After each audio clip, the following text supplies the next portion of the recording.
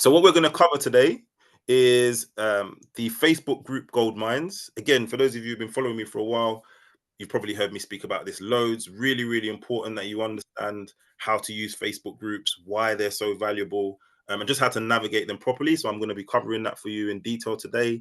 Um, I'm going to show you how to pick hot areas to focus on.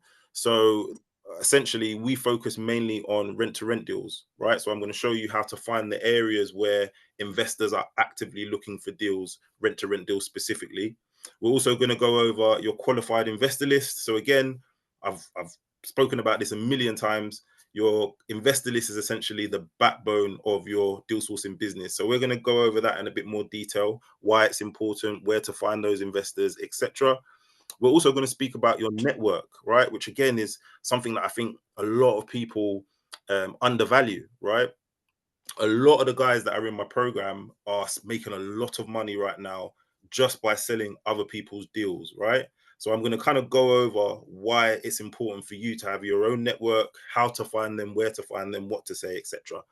We're also going to speak about motivated landlords. So again, of course, really important. We're selling rent to rent deals, so we need to be speaking with landlords who have their own properties on the market. So, of course, we can secure the deals directly and be able to sell them to these qualified investors that I've mentioned above, right? Guys, just please make sure you stay on mute just to make sure that there's no confusion as we're working our way through.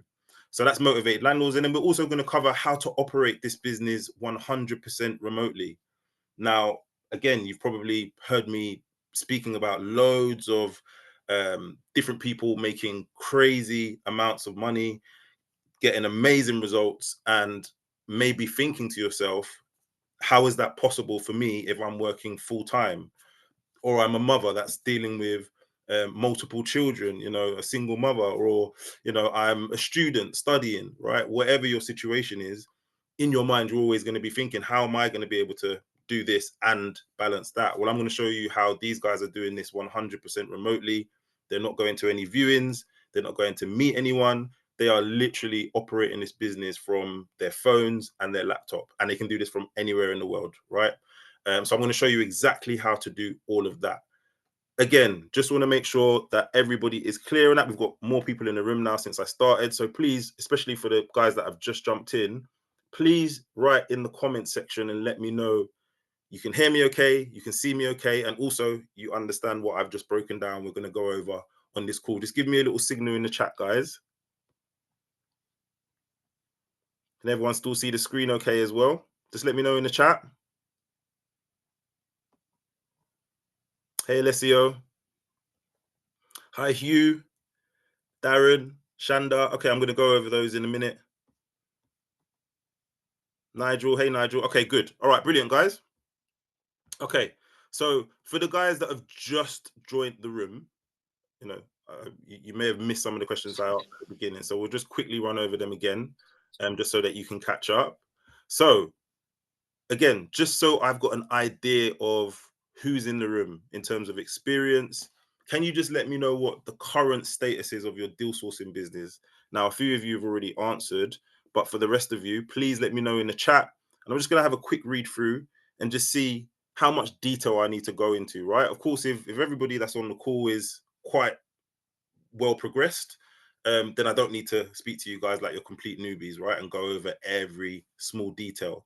But of course, if there are people who are brand new, not even too sure what deal sourcing is or what rent to rent is and things like that, then I can maybe go into a little bit more detail. So just let me know in the chat. So Shanda said, no, Alessio said, just to say hello. Okay, hey Alessio. Hugh said, one of your, I'm assuming what you're saying is one of your obstacles is contacting investors. So I'm definitely going to cover that in great detail today. Darren spoke about struggling to get investors and he's based in London. Hey, Darren, I'm based in London as well. Whereabouts are you based in London, Darren? Ashanda said, I set up my business in July. I'm finding it difficult to close the deals. Started focusing on building investor lists like Gary suggested. Okay, we're going to go over all of that in great detail today, Shanda. But well done for getting started and reaching out to investors. I'm going to probably cover a little bit more, cover it in a bit more detail today about what you should be saying to them and things like that. So that's good. You're up and running. That's the main thing. Nigel said paused. However, I want to know about the VA struggling to get investors. Okay, no problem, Nigel. We'll have a chat about that. Darren's in Ealing. Okay, all right. I'm over in North London, Darren, but we'll have a chat separately. Don't you worry. Volar said negotiating rent with landlords. So that's, I'm assuming you're saying that's one of the things that you're struggling with at the moment. Okay, so guys, let me know in terms of the status of your deal sourcing business. Now, of course, some of you have kind of, I can kind of tell already just from those responses, but for the rest of you, what's the situation? Where are you at? Is there anyone in here that's actively selling deals? Is there anyone in here who has sold a deal? Let me know in the chat. Again, I want to see who I've got in the room. Has anybody in here actually sold a deal? Voila has sold a deal. Okay, good. All right, brilliant. So you've got a little bit of experience. Tell me a little bit more about that, Voila. If you sold multiple deals, if you just started and sold your first, just let me know. The rest of you guys, what's the current status of your deal sourcing business? Let me know. Let's go over it in a bit more detail. Nigel mentioned about the VAs. Now, some of you guys may have seen, I actually posted a video that I recorded last week, breaking down how you can actually scale this business using VAs. Now, that strategy that I broke down in that video is really for the people who have got things up and running by themselves first. So a lot of the examples I'm going to show you in a minute are people that are smashing the £10,000, £20,000 months, and they're doing it on their own. There's no VAs, right? But we also have people in the group who are now scaling because they're selling a lot of deals, they're making some really good money, which of course comes with a lot of business, right? A lot of conversations, a lot of work. So we've actually gone through the process of helping those people scale using virtual assistants. For those of you who don't know what a virtual assistant is, it's somebody that's basically going to work for you without having to be with you. So they're not working with you in your office or home or wherever you are. They'll work from wherever they are, and you will set them the task and they will do it online essentially, and you pay them for that work. But again, you guys can kind of watch that video. It's inside the free school group, and I go into great detail about exactly what you should be doing. So that's what Nigel's referring to. But again, this masterclass is really about you getting yourself up and running first, because what I always say to people is, you know, you could get yourself up and running and straight away start hiring VAs to do these roles. But the problem is if you have any issues, you're not going to really know what to do, right? You haven't been in the field yourself and actually done these tasks that you're going to set for your VAs. Whereas like myself, for example, when I started hiring VAs, I'd already been doing this for a very long time, sold a load of deals, so I knew the business inside out. So if there was any issues, I could very quickly pick up the slack. If a VA disappeared for the day, I could very, very easily fit in that slot and do that role because I'd been doing it myself anyway. So that's what this masterclass is about. It's showing you guys how to get up and running, get yourself to the point where you're selling multiple deals per month, and then you can start to implement the VA strategy. Yeah. So, okay. Voila said negotiating with landlords. Okay. Darren said, haven't sold any yet. Still trying to build my investor list. Okay, good. Focus on that for now, Darren. I promise you, getting your list built first is the right way to do it. Of course, I'm going to go into more detail about that in a second, but just keep that in mind. You're definitely doing the right thing. Okay, Voila said sold about 10 deals in 12 months. Not bad. Working full time and not consistent in selling each month. Okay. All right. Well, what we're going to go over today may help you with that consistency. Because I'll be honest with you, that's usually what most deal sources are struggling with, right? They sell one or two deals, and then it's like, they take their foot off the gas for whatever reason, and usually that's because they don't have the right systems in place. So I think once I kind of break this down for you today, you'll be a little bit clearer on what to do. And also, like I said, the video that I've put inside the free group where I break down how you can hire VAs to do these roles for you, that may help you as well now that you've sold a few deals. So just take all of this information in, and of course, if you need a hand, let me know. Okay, cool. All right, so we've had an answer from a few of you guys, and I can see that the experience is varying. There's some of you who are like brand new, some of you who have started, and or one of you who has sold some deals. So, okay, that's good to see. What I was going to ask next is, what are your goals for your deal sourcing business? Right? Let me know in the chat. I mean, again, I'm going to show you some examples of people that are clearing 3,000, 6,000, 10,000 in a week, 10, 20,000 months. So this is very, very realistic. And there are many people as well that are actually smashing through that number. Um, so it'd be great to see what you guys are thinking. Of course, you're in a different situation to some of these guys who are already hitting those 10K months and are scaling now, as I said. But for those of you who are just kind of starting out, what's the goal? Are we thinking big? Are we thinking smaller? Are you just trying to earn enough to leave your job? We have quite a few people in the group who joined the program, started working with me, and that was their goal. Look, I don't really care about making 10, 20 grand a month, to be honest, Gary. I just want to make enough to replace my income. And at the moment, I'm making less than 2,000 a month or less than 3,000 a month. And, I've now given them a strategy where they can make 3,000 in a week. So they're making more than what they were making in a month in 1 week, for example, right? Or if they just want to, like I said, just replace their income, they could sell one deal a month and be making more than what they're earning in their job, right? So it is really powerful. But again, it will be good to see where you guys' heads are at. So Voila said 10K per month and to quit my job. Okay. So again, very realistic, very realistic. Just to put it into context for you guys, right? If you guys are not too sure what it would take for you to make 10K per month, we're selling our rent-to-rent deals for £3,000 each, right? So every rent-to-rent deal that you see us sell, an investor has paid us £3,000 for it. Now, being fully transparent, that doesn't mean we always walk away with the full £3,000 because sometimes you'll have to co-source. So, for example, if I'm a co-source, if I'm a sourcer and Voila is a sourcer, and Voila has an investor, I have a deal, and we work together to sell that deal. The investor pays Voila that £3,000, and then we split that £3,000. So we both walk away with 1,500. So again, really powerful. You can actually like make money without you needing to actually have the deals yourself, but that's a whole nother thing we'll go into in a second. But just in terms of what you can be making every month, it's absolutely crazy. If you're earning 3,000 1,500 to 3,000 on every deal that you do, 4 or 5 deals a month, and you are absolutely crushing it. And again, I'm going to show you in a minute, there are guys that are selling 4 or 5 deals in a week, no problems at all. So it is very, very possible once you know what you're doing, and as I was just saying, you're consistent, right? Okay, Shanda said 10K per month as well. Okay, good. Well, look, I know that usually when you're kind of like starting out in any business, really, most people kind of have that 10K per month benchmark. That's kind of like the first benchmark that everybody kind of aims for.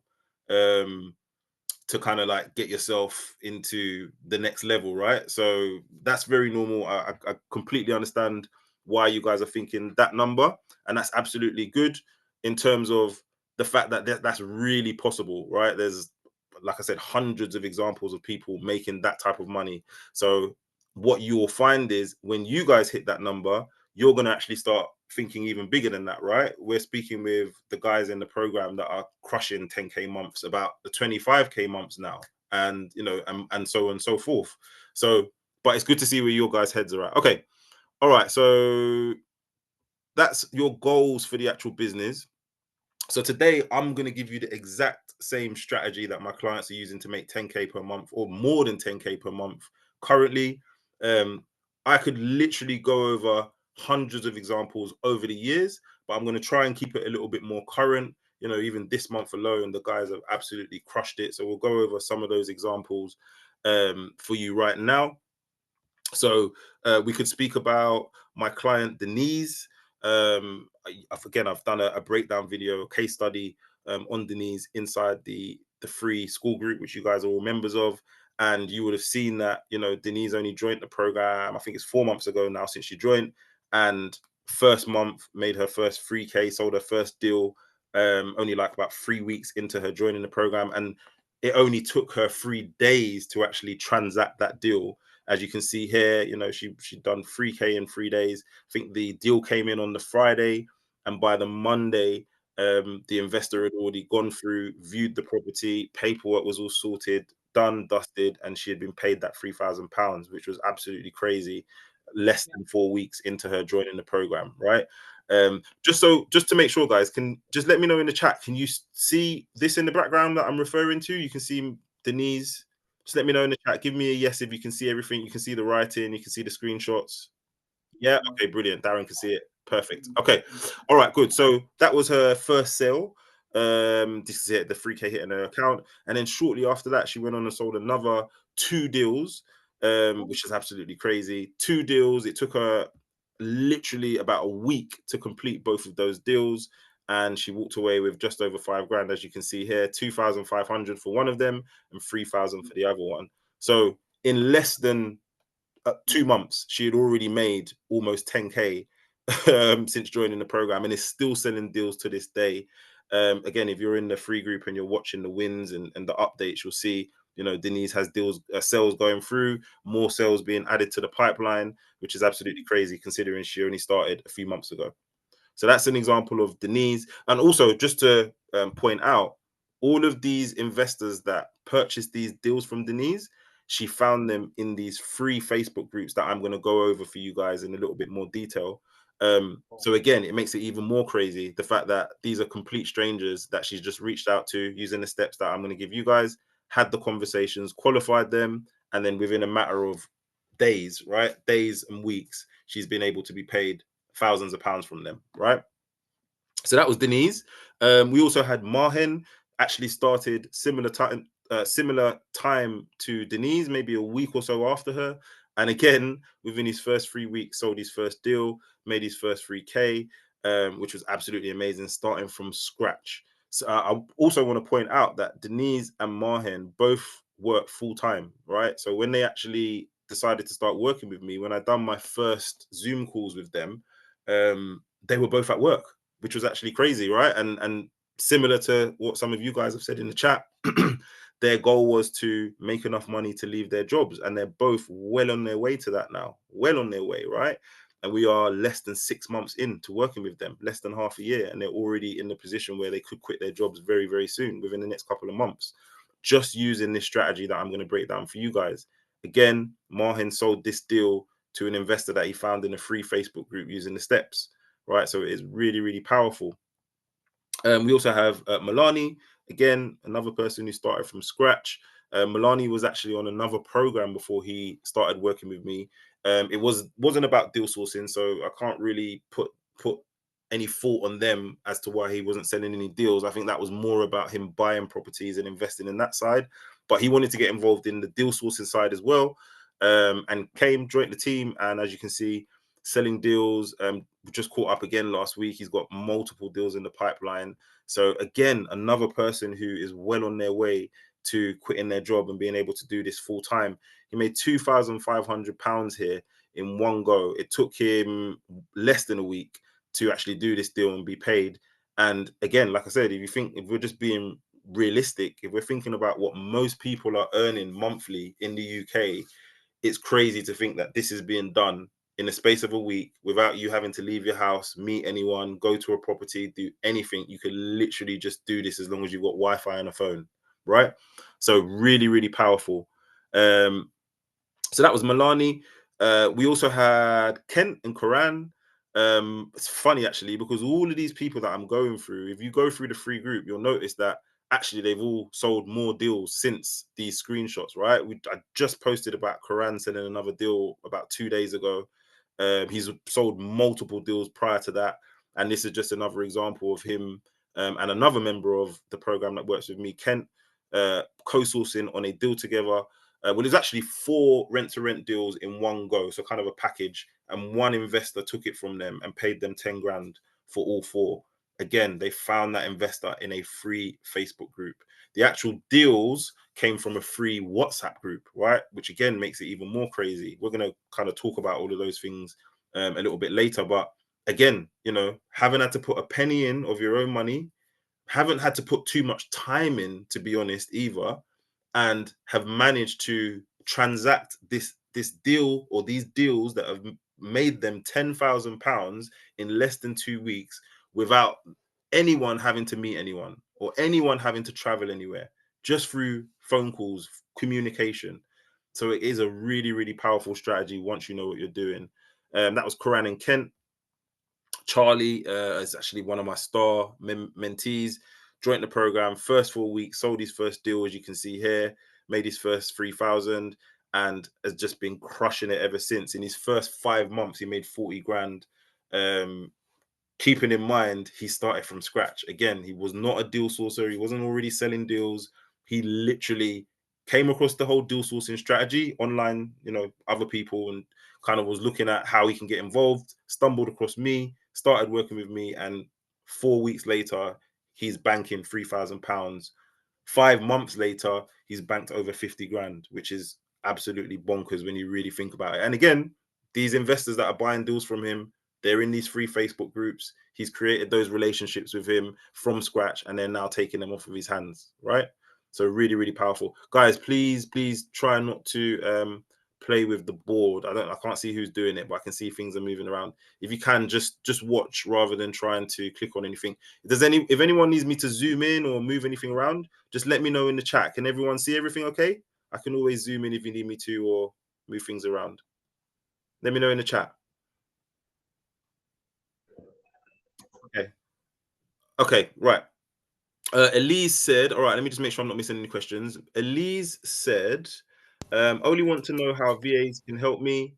Um, only want to know how VAs can help me. I got investors to do viewings, then things break down. So after all the troubles of getting 6 attempted viewings failed, I stopped to do other things. Okay, fair enough. Just on that point, Elise, one thing you have to keep in mind, right, is that whatever you do, whatever it is you do, isn't going to happen overnight, right? So if you've had 6 viewings and you're already stopping, you've got to sit down and just gather yourself, get things together, right? Figure out what's gone wrong, put some structure in place, because honestly 6 viewings is nothing. We have 6 viewings in one day sometimes, right? And if 6 viewings fall out of bed, that's the nature of the business, right? You may need to have way more than 6 viewings fall out of bed for you to get those 4 or 5 sales. But it doesn't matter, because like I said, you don't have to physically go to those viewings, you don't have to physically go and meet anyone. All you are doing is booking people in to go and see properties that are interested in taking those properties on. Now, there might be a conversation about how those investors were qualified. Was they qualified enough in the first place for those viewings to happen, right? Because all of these things play a part. Yes, you can fill up a list full of investors just grabbing them from the groups, but if they're not qualified properly, then you may have a list full of tire kickers. So when you're booking viewings or trying to generate interest for deals, nobody's biting, right? But when you've got a list of qualified investors, as in, if you get a deal in this city, you have 10, 15, however many qualified investors that will take that off your hands very quickly, as long as it fits, as long as it works, right? They're not time wasters. The only reason why they wouldn't take a deal is because it doesn't fit, right? So that's something you may need to look at. But we can maybe go into more detail about that in a second, Elizabeth. So as I was saying, Charlie, so absolutely crushed it. 40 grand in his first 5 months. We also have Miriam. Miriam broke the record in the group. She made £10,000 in 1 week, as in money in the bank, 10 grand. Absolutely crazy. Still crushing it to this day. You would have just seen. I just posted about Miriam. She made 10 grand in 2 weeks this month. This month, right?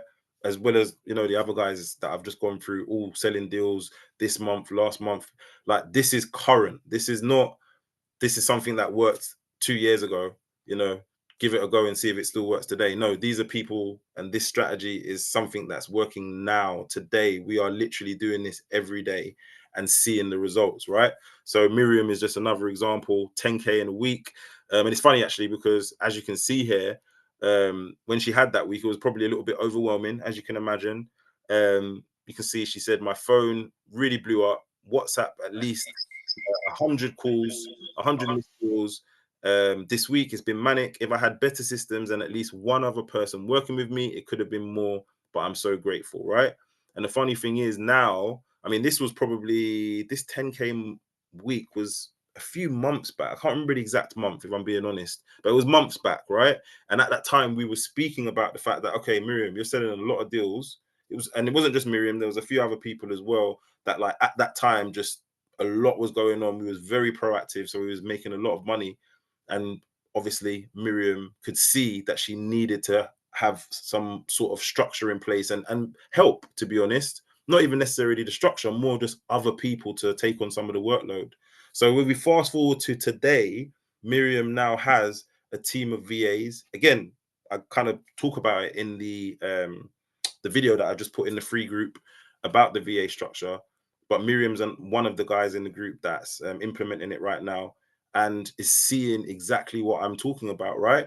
So not only can you take this strategy, do these exercises yourself, and make crazy money as you're seeing firsthand, you can also hand these exercises over to VAs. Doesn't have to be full-time employees where you're kind of like tying yourself down to paying them, a wage every month. And because that's usually why people are unsure about even going down that route, right? But when you're hiring a VA, you can pay them weekly, monthly, however you want to do it. And if they're not any good after that first month, you're not tied in. Okay, look, don't want to work with you any further. Or if they're really good, you continue to work with them, right? And I've got a lot of experience working with VAs. I've been working with them for many, many, many years, and I've worked with a lot of them. I still have VAs till this day. Um, so again, this was something that Miriam needed to kind of put in place to take things to the next level. And we've done that now, and she's literally seeing it happen. So those last couple of sales out of that 10K that she made over in like 2 weeks this month, right? Some of them actually came from the VAs, which is crazy, right? So really, really, really powerful when you implement all of this. Like I said, you know, you can do it yourself or you can hand it over to other people. I think the best way to do it is start off by doing it yourself, because most of this stuff is very straightforward. And then as you start to pick up pace and make some money, then reinvest it and hire those people and put that structure in place. It's something that I'm going to talk more about later, and also give you guys the opportunity to reach out to me if you'd like me to help you set that up as well. But for now, let's keep moving. Just to make sure everyone can still see the screen okay. Let me know, guys. Give me the thumbs up. Give me a yes. Give me a no. Can everyone still see the screen okay? You can still hear me okay? You can still see me on the camera. You don't really need to see me on the camera, but you can still hear me all right? Okay, good. Shanda, good. Darren, good. Okay, and Claudius said, can you please send me a copy of this recording? Are you talking about the recording of this webinar, or are you talking about the VA video that I'm speaking about, Claudius? Just to be sure. You're talking about this masterclass, the recording of this, or the VA recording that I'm talking about? Just let me know. Either way, both of them will be in the group, so you'll be able to find them. Okay, so that was Miriam. We also, and I'll quickly rush through the rest of these. Zara, crushing it, 10K months consistently, has broken many records in the group, has won a lot of the top saleswoman competitions that I've done in the program. So again, started from scratch. Something I always like to point out about Zara as well is that Zara, you can't really see it here, but this is the profile pic she has also on Facebook. And people always ask me, oh, on Facebook, do I need to have this like super professional looking page, and do I need this super glossy website? And like, people just overthink all this stuff, right? And I strip all of that back. I'm not an overthinker at all. I'm just proactive. Business, communicate, do things a certain way, and you don't really have to worry about that. Well, Zara is like a prime example, because when she started working with me, she did ask those things as well. Do you think I should change my picture and do this and do that? And I said, you should do what you're comfortable with. And if that means that you want to keep your profile picture as, at the moment, as you guys can't see it, but it's just a picture of house, like a house. You don't actually know what Zara looks like. I said that's not going to matter, because this strategy is all about the way you communicate with people, right? So they don't really care about your website, they don't really care about your Facebook. They care about how you communicate with them, whether you can provide a good service, whether the deals you're presenting them are actually going to be deliverable, right? Whether you communicate well when there's an issue, or when they're interested, or when they're not, in whatever the situation is, right? That's really what they care about. And Zara has proven this, because she has sold a ton of deals. She hits 10K months regularly, and she doesn't even have a profile picture up, right? So it's just a prime example. And it's just, the reason why I'm touching on that is for the people who are maybe, again, thinking, can I do this? I'm a little bit reserved. I don't really want to put my picture out there and things like that. I'm sure over time you'll come around, but maybe to begin with, you can kind of do it the way you're comfortable, as long as you are communicating in the right way, which I'm going to go through with you now. Okay, so that was Zara. And we also have Rihanna and Nath. They're a young couple who joined the program. Um, they made 12 grand in their first 2 months. These guys are like, smashing it. Started from scratch. They did already have a deal sourcing business set up, but they were not selling any deals. And it was actually Rihanna first that came on board and was kind of like starting things off. And then Nath came on with her. As I said, they're partners. And as you can see, they joined the program in December, as you can see here. This post is from February, so only 2 months after them joining. And as you can see, hey guys, I know we've been quiet. Nathan and I sold 2 deals this week and 3 last month. So just a post for motivation. We only joined in December, right? And 2 of the deals were co-source. So as I said to you guys earlier, the co-source deals, you're getting £1,500, 1,500 each. So that would have been 3 grand. And then the direct deals, which they sold, you're getting the full £3,000, right? So they sold 3 directly, so they would have got 9 grand. Yeah, that's my maths is right? Three, yeah, 9 grand they would have got for the 3, and then another 3 grand for the 2 co-sourced. Crazy. 2 months in, you know, they're not far off of maybe what they would be earning in their full-time jobs, for a whole year, and they just done that in less than 8 weeks, right? Starting from pretty much scratch, just using this strategy. The investors that are buying those deals from them, they found them in free Facebook groups, right? So really, really important, really, really powerful, this strategy, once you know what you're doing.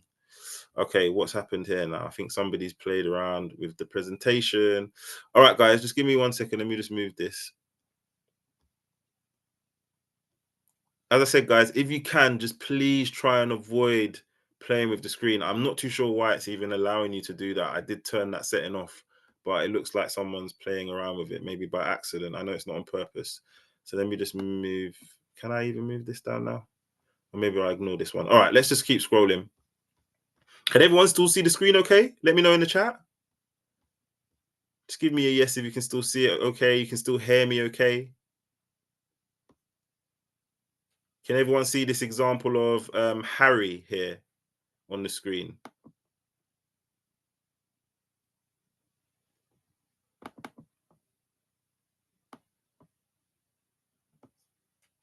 Okay, somebody is scrolling down. Guys, please stop playing with the screen. Okay, all right. So we have Harry. Harry was another person who joined the program starting from scratch. He's actually quite a young gentleman. I think he was only like 19 or 20 when he joined a few years back, and has just been crushing it ever since. You might see him in some of the Facebook groups, actually, connecting with other people. It's building up a bit of a personal brand now, which is amazing. This is an example of him selling a deal within 2 hours of receiving it, as in actually sent the deal out, and 2 hours later, an investor just purchased it from him outright without even viewing it. This was an investor that had already purchased a couple of deals from him prior to that. So they had built trust, they had built rapport, that familiarity was there. And it just goes back to what I always say about why it's important to have an investor list, right? A qualified investor list, people you've already been speaking to up front before you started sending them deals. Because Harry wouldn't have been able to sell that deal to this investor this way if it was just someone who randomly stumbled across his post in a Facebook group, right? They purchased this deal because they were comfortable with him, because they'd purchased deals from him before. So it's really important to keep that in mind, right? Sometimes people say to me, oh, should I just focus on posting deals in groups? And I say, I mean, you can. And it's not to say that you shouldn't post deals in groups as well. But what you'll find is you're going to have to go through that whole filtering process, that whole vetting process with all of these people whilst you're trying to sell the deal, which is a nightmare, right? You don't want to be trying to do the two. You want to get all of that vetting and filtering process out the way up front, so that by the time you're sending them deals, that's already done. We're not having to worry who's a time waster, who's a tire kicker. We've already spoken to you and kind of gone through that, right? Whereas if we're trying to do that at the same time as selling you a deal, it just delays the whole process. And as we're going to discuss later, landlords aren't as patient as we would like them to be. So that's why a lot of deals just fall out of bed, literally because people don't have the right buyers in the first place, right?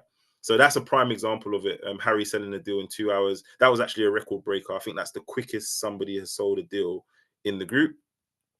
We also have Samir here. As you can see, sold multiple deals using the system since joining the program. Absolutely crushed it. Again, someone who started from scratch, wasn't too sure what to do, where to start, how to start connecting with people, how to even put the deals together in the first place. And as you can see now, is selling multiple deals per month and banking a very good amount of money each time. So really, really powerful, this strategy. I'm going to kind of move on a little bit. I don't want to keep talking about the results too much. Again, for those of you who are in the free school group, if you go back into the group and you look at the wins section, so in the group, there's actually a tab that says wins and it's got like a little confetti emoji.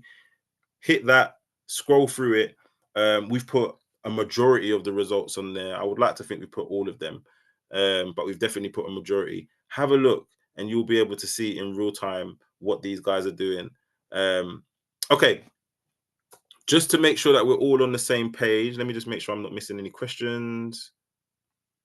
Volar says, can't see your screen. Can you see it now, Volar? You should see a funnel in the background with some like a diagram. So let me know if you can see it. Darren says he can. Hugh can. Shanda can. Volar, just let me know if you can see my screen before I keep going. Just want to make sure you can see it.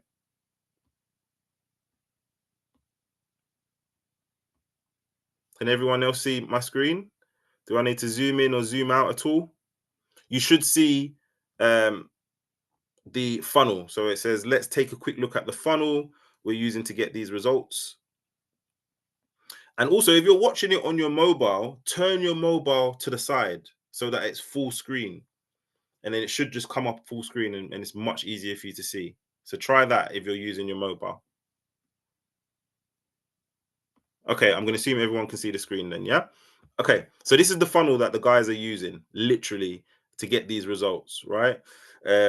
So firstly, we'll start with the foundations. And I actually done a video breakdown about the foundations some months back, got some really good feedback from people because I think a lot of mentors that are teaching deal sourcing or property in general, they don't really talk much about the actual foundations, the things you need to put in place to make sure that this business continues to tick consistently, right?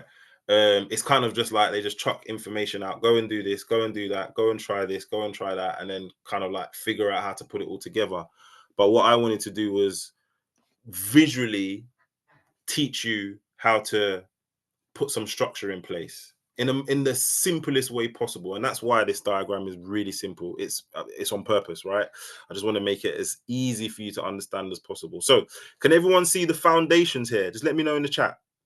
We've got 17 of you on the chat. Come on, guys, talk to me. Can you see the foundations I've got on the screen here? Because I want to go through them with you and just make sure everyone's clear. All right, Junior can. Brilliant. Anyone else? Can everyone else see this? It should say foundations. Anil says no. Esther says no. Okay. Are you guys watching? If you're watching it on a mobile, turn your screen to the side and you should be able to see it. If you're watching it on a laptop or a computer, you should just be able to see it on the screen. Maybe if I zoom in and out again. How about now, guys? Can you see that?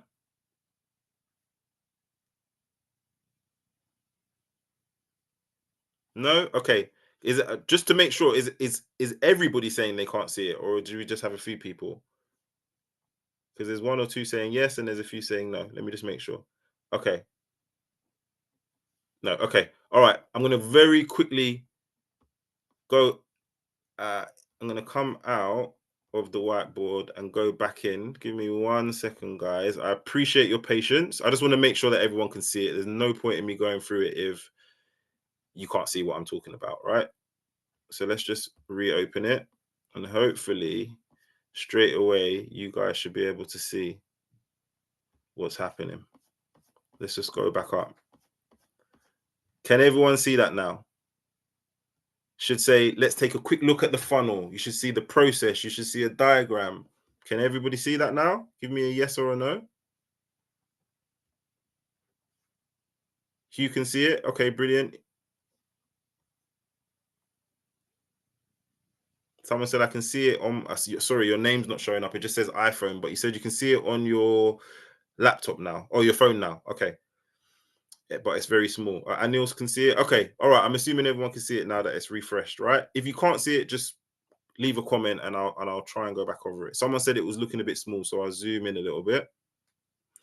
Okay, let me just run through it in the best way possible, right? I'll try and explain it for those who are maybe struggling to see the screen.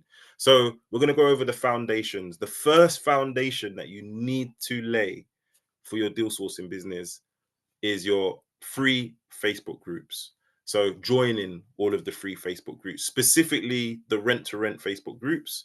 And let me just quickly scroll down here because I've actually explained kind of like why and how on each one. So as you can see here, the Facebook groups, the reason why the first foundation is the Facebook groups is because for me, Facebook groups are absolute gold mines, right? So Facebook has the biggest rent-to-rent community online by far. If you go and look on any of the other social media platforms or any other platforms just in general, you will not see the same presence that you see on Facebook, right? You go on LinkedIn, for example, yes, they have rent-to-rent groups, but when you go and look at the groups, usually there's not as many groups anyway, but when you go and look, the activity is way less, there's less members, the presence just isn't there. When you go and look on Instagram, for example, there's of course there's not even the group feature, so you don't have that opportunity to have everyone in one place and even make use of that. So Instagram's out the window, TikTok same thing, in Snapchat same thing. So if you just think about every platform, including of course Facebook's the only one that has this group structure where specifically for Rent2Rent anyway, there's just tons and tons of free data for us to make use of, right? So as I said, it's free. There's thousands of members. If you look at this example here that I've got next to it, this is probably one of, if not the biggest and busiest Rent2Rent group on Facebook. It's got 36,000 members here in this screenshot, but right now it stands at about 40,000 people, maybe more actually, in that group. And again, like I said, that's 40,000 people who are all specifically interested in Rent2Rent, for example, right? And there are hundreds and hundreds of these groups, by the way. I am in over 120 Rent2Rent groups on Facebook. And I know that down to the number because with the guys, I go over these things all the time, right? So again, it just shows you the amount of opportunities there are just on this one platform if you're in the right places. Of course, if you're not in these groups, you're not going to see these opportunities. You're not going to see that there's hundreds, thousands of investors actively looking for deals, right? But once you're in these groups, you have full access to that data and it's free. So for me, that's the first foundation that you need to lay so that you can do the other things that we're about to go over in a second, right? So yeah, thousands of members, it's free. There's years of valuable data. Okay, iPad. I'm not too sure who iPad is, but please, you've just interrupted the presentation again, right? Please, guys, try your best not to try and not to play with the presentation. Again, I'm not too sure why it's even allowing people to do that, but I know you're probably doing it by accident. But just try not to like try and press anything on the screen, guys. There's nothing that you need to press. Just watch, and it should all be showing up nice and clear. Okay, so like I said, that's the Facebook groups, right? So it gives us years of valuable data. Some of these groups go back 10 years, for example, right? So there's a lot in there that you can benefit from if you know what you're looking for. Now, if you're just in the group and just in it, not really doing anything, not looking, not engaging, not doing anything, then those groups aren't going to be valuable to you. But once you know how to navigate them properly, you'll find that actually just using those groups, you can make a lot happen, right? So really, really powerful.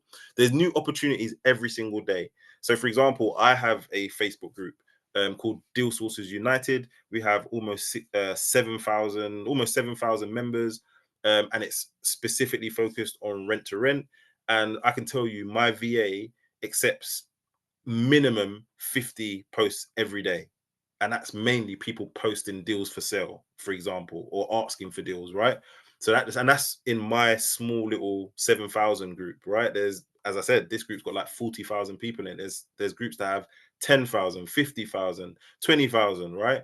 So there is tons and tons of opportunities every single day if you know where you're looking.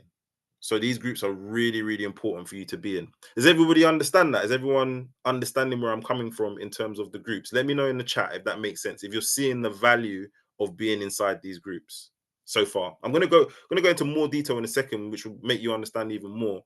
But just off of what I'm explaining to you, so the fact that Facebook has the biggest rent-to-rent community online, right? There's huge value in that. You know, it's free. We don't have to pay to be in all of these groups. So we can get ourselves into hundreds of groups where there are people that we need to be involved with to do our business. And they're all there on Facebook, right? Like I said, years and years of valuable data. So you could literally go through these groups and actually um, find out things that other people may have to pay to find out, right? They may have to run Facebook ads, for example, you know, surveys on Facebook and things like that. Whereas we can just go into these groups and grab that data because we know how to navigate the groups properly. Really, really important. Also, creating your own group. So you heard me mention about having the Deal Sources United group. Um, you know, again, people reach out to me every single day with opportunities just off of the back of that group. Because when they join that group, automatically they can see that I'm the admin of the group. It's my group. I'm the creator.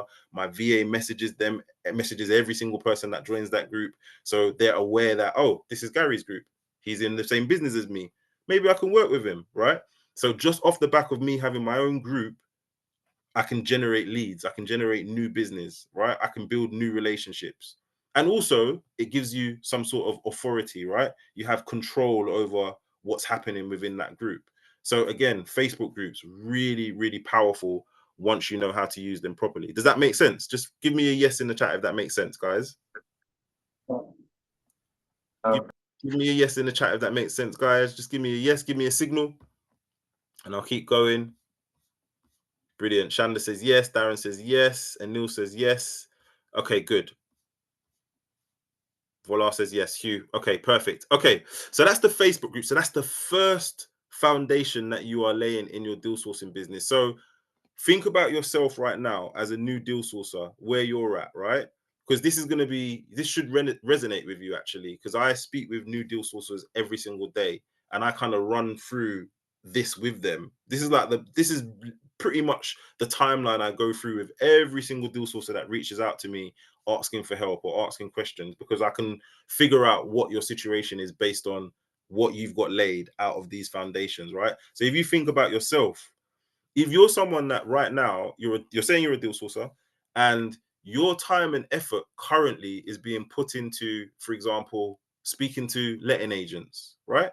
So you're putting all the time and effort into speaking to letting agents, which we obviously have to do, but you haven't got you're not in any free Facebook groups, so you haven't got that foundation laid. So you haven't got access to any of the data or any of the people that you need to be in contact with in the first place. You've just gone straight to speaking with agents. You haven't picked your areas, which a lot of sources do. They're just covering any and every area. You haven't got any qualified investors, and so on and so forth. But you're already speaking with agents. That means that you haven't got the structure in place, right? And that's why a lot of sources struggle. They say, Gary, look, I'm speaking with agents, I'm securing deals, but they're not selling. And that's usually because they haven't got these foundations set up properly or at all in a lot of cases, right? So that's the free Facebook groups. That's very important that you get that done first. So for those of you who are listening to this call right now, if you're in less than 10 Facebook groups, Rent2Rent specifically, right now, you need to go on Facebook.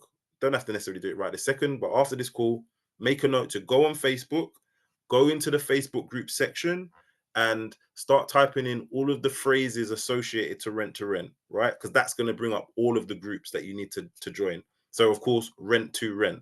And then you might write R2SA. You might do R2HMO, right? So all the phrases associated, just go in and type them in one by one, hit enter, and a list of all of the groups associated to those phrases. So the Rent2Rent groups will come up in a list. You join all of those groups, and now you've basically laid your first foundation, right? Try and get yourself in as many of those groups as possible. I've already given you one that's really important for you to be in this example here. It's a rent-to-rent deals, SA and lease option deals. And like I said, it's got about 40,000 members in it right now. Very busy group, tons of engagement, and full of valuable data. I know for a fact because all of these guys that you're seeing selling deals that have come via the program and are working with me, these are the types of groups that I've made them go into and scrape and get their clients from. So make sure that you're in these groups. Really, really important. Everyone clear on that? Everybody clear on the group situation? Just give me a yes in the chat if you're clear on that. If you're clear on the fact that you need to get yourself in all of these rent-to-rent Facebook groups to get yourself set up properly, just give me a yes. Okay, brilliant. Okay, perfect. All right, so the next foundation. So you're in your free Facebook groups now, so you have access to all of the data. What you're going to do next is you're going to pick the areas that you're going to cover, right? And I always suggest picking 3 areas maximum. There's nothing wrong with only covering one area. I've actually got a lot of guys in the program right now that are only covering one area and they are crushing it. I'm talking 10, 15, 20 grand months in one area. So there's nothing wrong with covering one area, but I wouldn't go above 3, right? Just a little bit easier to manage, but we'll go into that in a second. But that's the second foundation you need to be laying, which is essentially picking your 3 areas. Now, how are you going to pick those 3 areas, right? Well, like I said, when you're inside these free Facebook groups that are specific to rent, you're going to be able to use the free data that's in those groups to figure out which areas are in the most demand, right? So, for example, you'll be in that group, in those groups, and be able to see, as an example, I've got a screenshot up here. Hopefully, you guys can all see it. Of just somebody expressing interest in Manchester, for example, right? This is a comment that's in those groups underneath one of the posts in those groups. Once you're navigating through those groups, knowing where to look, you're going to start to see a pattern of which areas are clearly getting the most demand, getting the most interest. For example, usually it's the bigger cities, so the Manchesters, the Londons, the Birminghams, but also being able to check these groups and utilize the data that's in them. If you have an area in mind, which a lot of people usually do, you can actually check, you can do that research there and then, rather than just basing it off of the fact that you live there or you live near there or you just know the area, right? Like, for example, I have people that start working with me and I, of course, get them in the groups. And then the next thing is, which areas are you going to cover? And usually people say the area that they live in, right? So if they live in, of like I said, the bigger areas get demand. So, the people that are living in maybe the smaller cities, they mention that city. And I say, okay, that's fine. But before you go all in with that city, I would suggest going in the Facebook groups and doing what I just explained to you guys, having a look and seeing whether or not there's actually already demand there. Because if there's not demand there, you're going to struggle, right? Yes, of course, you're basing it on the fact that it's close to where you live and you know the area and things like that. But again, this strategy is 100% remote. You don't have to visit these properties. So you don't have to worry about the logistics of traveling back and forth to viewings and things like that. So in terms of the area, you have to base it strictly on demand, strictly. So that small city that that person lives in, they will just type that area into each of these Facebook groups, hit enter, and they'll be able to see for themselves in real time whether or not there's demand there. We actually just done it the other day with someone. Can't remember the area off the top of my head, but is it one of the newer ladies that joined the group, and that was the area she had in mind. So I said, okay, let's do it in real time together.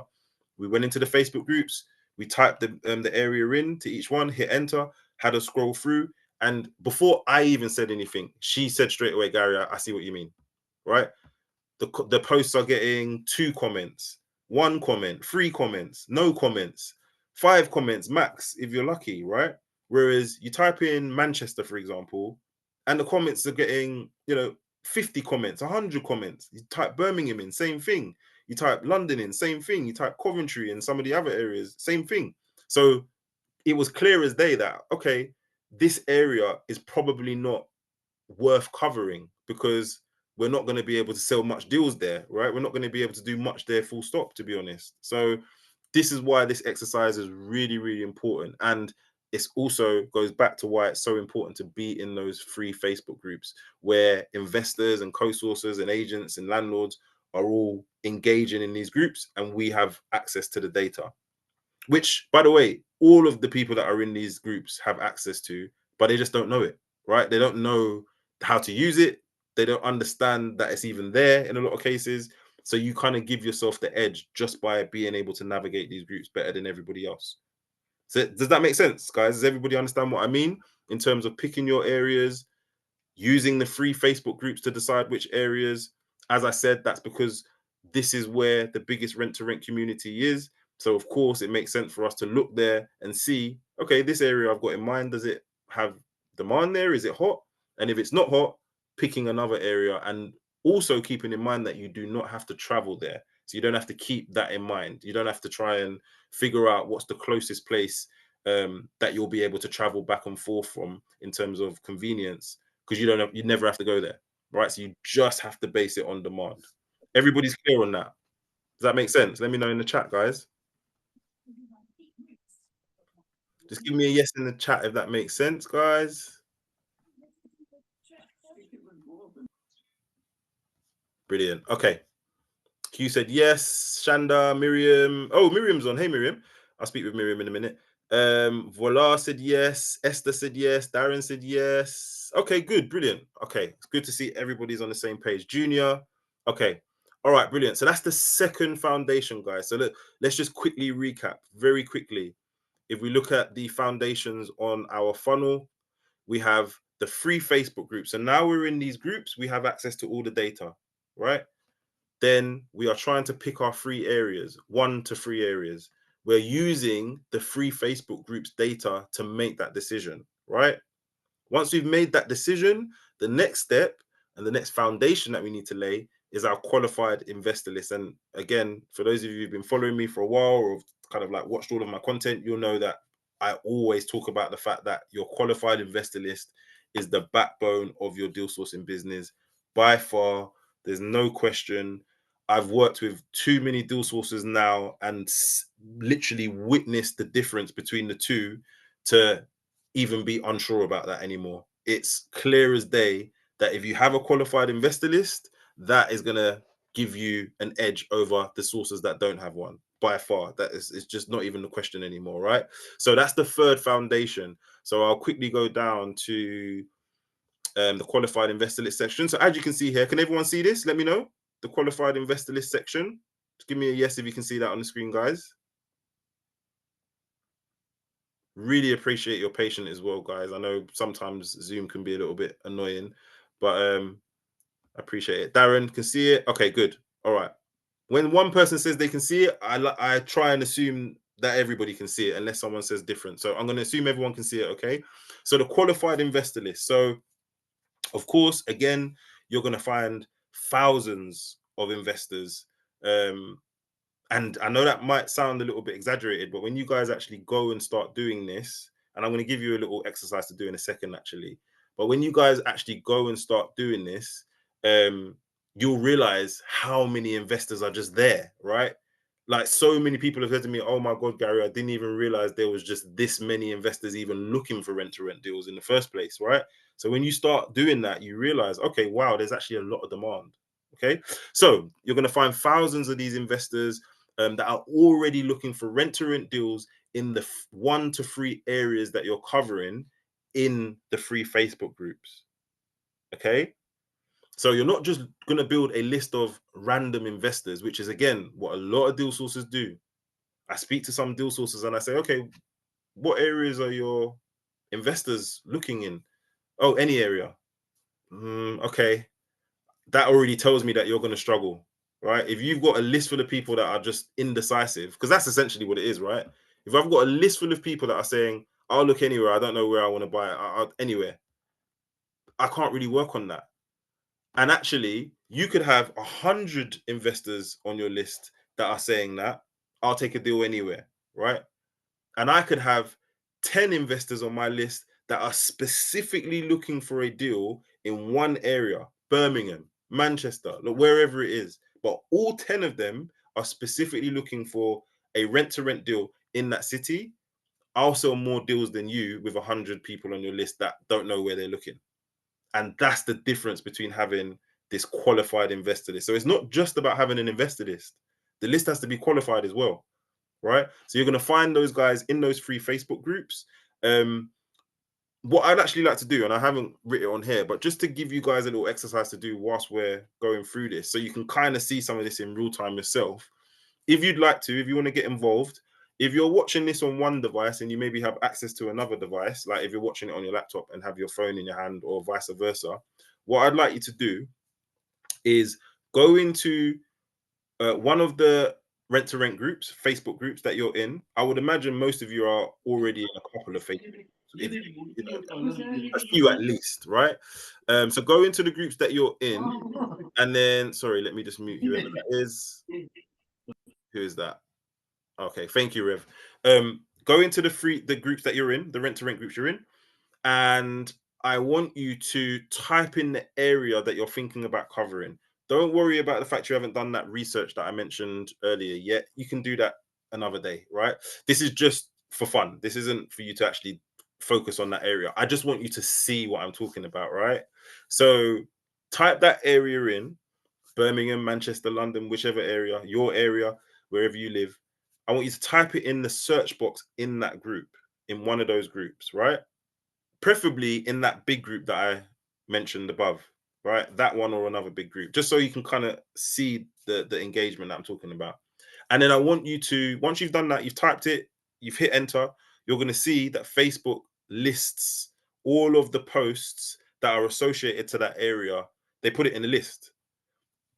So, for example, if I wrote Birmingham and I hit enter, it's literally going to list all of the posts that have mentioned Birmingham. But we're in a rent to rent group specifically. So it's going to be all to do with rent to rent. Mainly, it's just going to be rent to rent deals that are for sale in that list, right?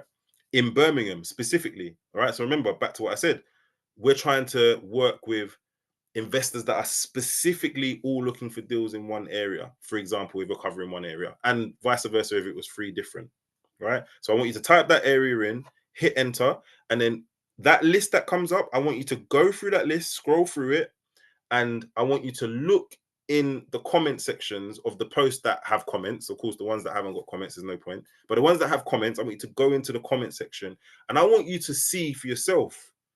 You know, I've put some kind of examples here on the right hand side. Hopefully you guys can see these screenshots of you got Julie here saying, please could I have details of Manchester and Birmingham? Jane, interested in Manchester area. Handyman, Coventry, please. Like, these are the type of comments you're going to see from those people in the comment sections, right? These are your potential investors. These people that from the outside just looks like they're just saying they're interested or just asking information about the deals. These are the same people that end up buying these deals from us. The examples I've given you above of all these sales and all the sales you see me put in the groups and on Facebook and things like that, the people that are buying these deals and paying us this money is these people. It starts off as these guys, just the people we can clearly see have expressed interest in a rent to rent deal in the area that we are covering, right? There's no like rocket science behind it. It's just straightforward. I'm going to cover Birmingham. I'm going to try and secure rent to rent deals in Birmingham, and I want to sell deals there. It just makes sense for me to specifically find the people that have already expressed interest in Birmingham rent to rent deals. Because if they were interested in those, they'd probably be interested in mine if I can find them as well. And that's what these guys are, right? Does that make sense? Just let me know in the chat. Give me a yes if that makes sense. I might be going a little bit fast. I want to make sure everyone's grasping exactly what I'm talking about. That makes sense? Give me a yes, guys. Darren said yes. Okay. Hugh said yes. Okay. Voila, yes. Miriam, yes. Okay, brilliant. Okay. Right. So essentially, you're going to go back into that Facebook group or those Facebook groups, and you're going to do what I said. You're going to type the area that you're thinking of in, and I want you to just see for yourself the amount of engagement each of those posts have, and just the amount of people you could potentially be working with. You know, every single person that you're seeing saying, I'm interested, please can I have more info, etc., etc., that is potentially an investor. Now, don't get me wrong, and we're going to discuss this in a second. Some of those people may end up being a co-sourcer, a deal sourcer like you. So although it looks like they might be an investor, when you speak with them, it turns out that no, I'm not actually buying these deals myself. I'm trying to sell deals on in the area too. And that's fine. Because guess what? If they're securing deals in Birmingham, for example, if that's the area I'm covering, and selling deals there, then there's a the mutual benefit if we work together. Because there's going to be times where I can sell your deals for you if you can't sell them, and you can sell mine for me if I can't sell them, and vice versa, right? So that's just being transparent with you. Not every person is going to be an investor in these comment sections. But this goes back to why I always talk to people about work rate, right? I'll have people reach out to me and say, Gary, I messaged 10 people. I messaged 10 people last week, and only 3 of them were investors. The rest were all deal sources, or the rest weren't looking anymore. And I'm like, okay, there's thousands and thousands of these comments, thousands of these people in all of these groups, right? You can't stop at 10. It's just like I was saying to the person earlier. I'm sorry, forgive me, I can't remember who said it, or the name was, but you mentioned about 6 viewings falling out of bed, and you kind of stopped from there. It's like, come on, there's so many opportunities. I'm talking hundreds, thousands. If you're stopping at 6 or stopping at 10, you're stopping way too early. You know, all these guys above that you're seeing smashing it, 10K months, 20K months, they didn't stop at 6 or 10, right? They had to speak to a lot of people, work with a lot of people. And by the way, when I'm talking about work and speaking, it's minimal. You're messaging people on Facebook, you're messaging people on WhatsApp, you're having a couple of phone calls. Like, it's not strenuous, laborious work, right? So again, very, very important that you understand how to kind of like put all of this together to make life easy for yourself. Yeah. So anyway, okay. So you guys will look and you'll be able to see for yourself exactly what I'm talking about in terms of the potential investors you can work with in the areas that you're maybe thinking about working in already. Now, what you would do moving forward is you would contact them, send them a direct message just to kind of like start that conversation, find out whether they're even still looking for rent to rent deals in that area. You can see here in this screenshot that all 3 of these posts, you can see here where it says 1Y, that's 1 year ago. So all 3 of these comments are from a year ago, from since I've screenshotted, taken a screenshot. They were posted a year prior, but that doesn't matter because although they're looking, it says they were that comment was from 1 year ago, and it may, in your mind, you might be thinking, well, they're not going to still be looking a year later. Why would I message them now? Well, actually, Facebook is such a monster and it's so big that you're seeing that comment from 1 year ago, but that same person could have commented saying they're still looking for deals in Manchester and Birmingham or whatever area in another group that you're not part of, because there are literally millions of Facebook groups. So you could very easily be not be a part of hundreds of them. They could have commented in one of those groups 10 seconds ago saying they're still looking for deals and you just haven't seen it yet, right? So it's always worth reaching out and just asking the question. The worst you'll hear is no. And if it's no, that's fine, no problem. They're not looking anymore. Let me know if you change your mind and you're back in the market, you know, and hopefully if they are, they'll come back to you. But just in terms of the amount of people that you can reach out to, it's crazy, right? So I like to send them a direct message. As you can see here, I like to use voice notes. Um, when you speak to investors, they'll tell you themselves, you know, everybody's kind of like copying, pasting the same messages. I get people, investors message me all the time, Gary, I'm getting all these written messages that look exactly the same as your students. You know, everyone's just copying. And I'm like, you see, this is my point, right? Whereas when the guys send voice notes and be a little bit more personable, I get good feedback from investors. Oh, I got this person that sent me a voice note, really good. I like the way that they approached me. You know, the other day, one of the guys sent a video, right? Again, just being creative, right? I always encourage everyone to use these tools to your advantage, meaning Facebook and things like that. You know, you have voice note options, you have video options, you have this, you got Facebook phone call options. There's so many things you can do to just communicate with someone. But this person decided to just pick up the phone, send a video message, just introducing themselves. Hey, how's it going? Look, I saw that you expressed interest in a rent to rent deal in Birmingham in one of the Facebook groups. Just wanted to reach out and see if you're still looking for deals like that at the moment. And sent that message. And on our group call yesterday, yes, it was yesterday, they updated me to say, Gary, getting some really good feedback from investors. Like they're literally saying, wow, I've never had anybody communicate with me like this. Really creative, really organic, really natural, authentic, because that's the whole approach we're trying to go for, right? We don't want to come across like we're an AI or a robot, you know, just firing basic copy and pasted written messages to people. If you let someone hear your voice, you're already breaking the ice before you've even jumped on a phone call with them, just by sending them a voice note. When they play that voice note, that human interaction, right, makes a huge difference. And I know this now for a fact. I felt it just by me doing it myself. But now that I've got hundreds of people doing it and getting amazing results from it, I know for a fact that this is the way that you have to approach it. You have to be a little bit different from everyone else. Otherwise, you just come across as another deal source of spamming people, right? So you want to send voice notes via direct message, okay? And then if they come back and say they are still looking for deals in that area, rent to rent deals in that area, you want to get them on a phone call as quickly as possible. I always say you want to get these clients away from the platform as soon as possible. If you're still communicating with an investor on Facebook when it comes to sending deals out or discussing deals and things like that, you can't class them as your client, right? I say you can only class them as a client if you can text them, WhatsApp them, phone them, and email them. If you can only communicate with them via DMs, then they're not a client yet, right? So the goal is get them away from the platform, get them on a phone call, and qualify them, right? Also on that call, of course, you're going to build rapport, you know, start that relationship, bit of banter, show them some character. They'll show you some character. You guys get to actually introduce yourselves properly, and it changes things, right? That relationship is completely different from a quick back and forth written message on Facebook DMs, and now you've got their email and you're just spamming them with deals, right? You're going to struggle to sell deals that way. I know it because I see people doing it all the time. Whereas just off of that initial conversation, that person's way more comfortable buying a deal from you. They're way more open to speaking with you when you send them a deal and you want to give them a phone call.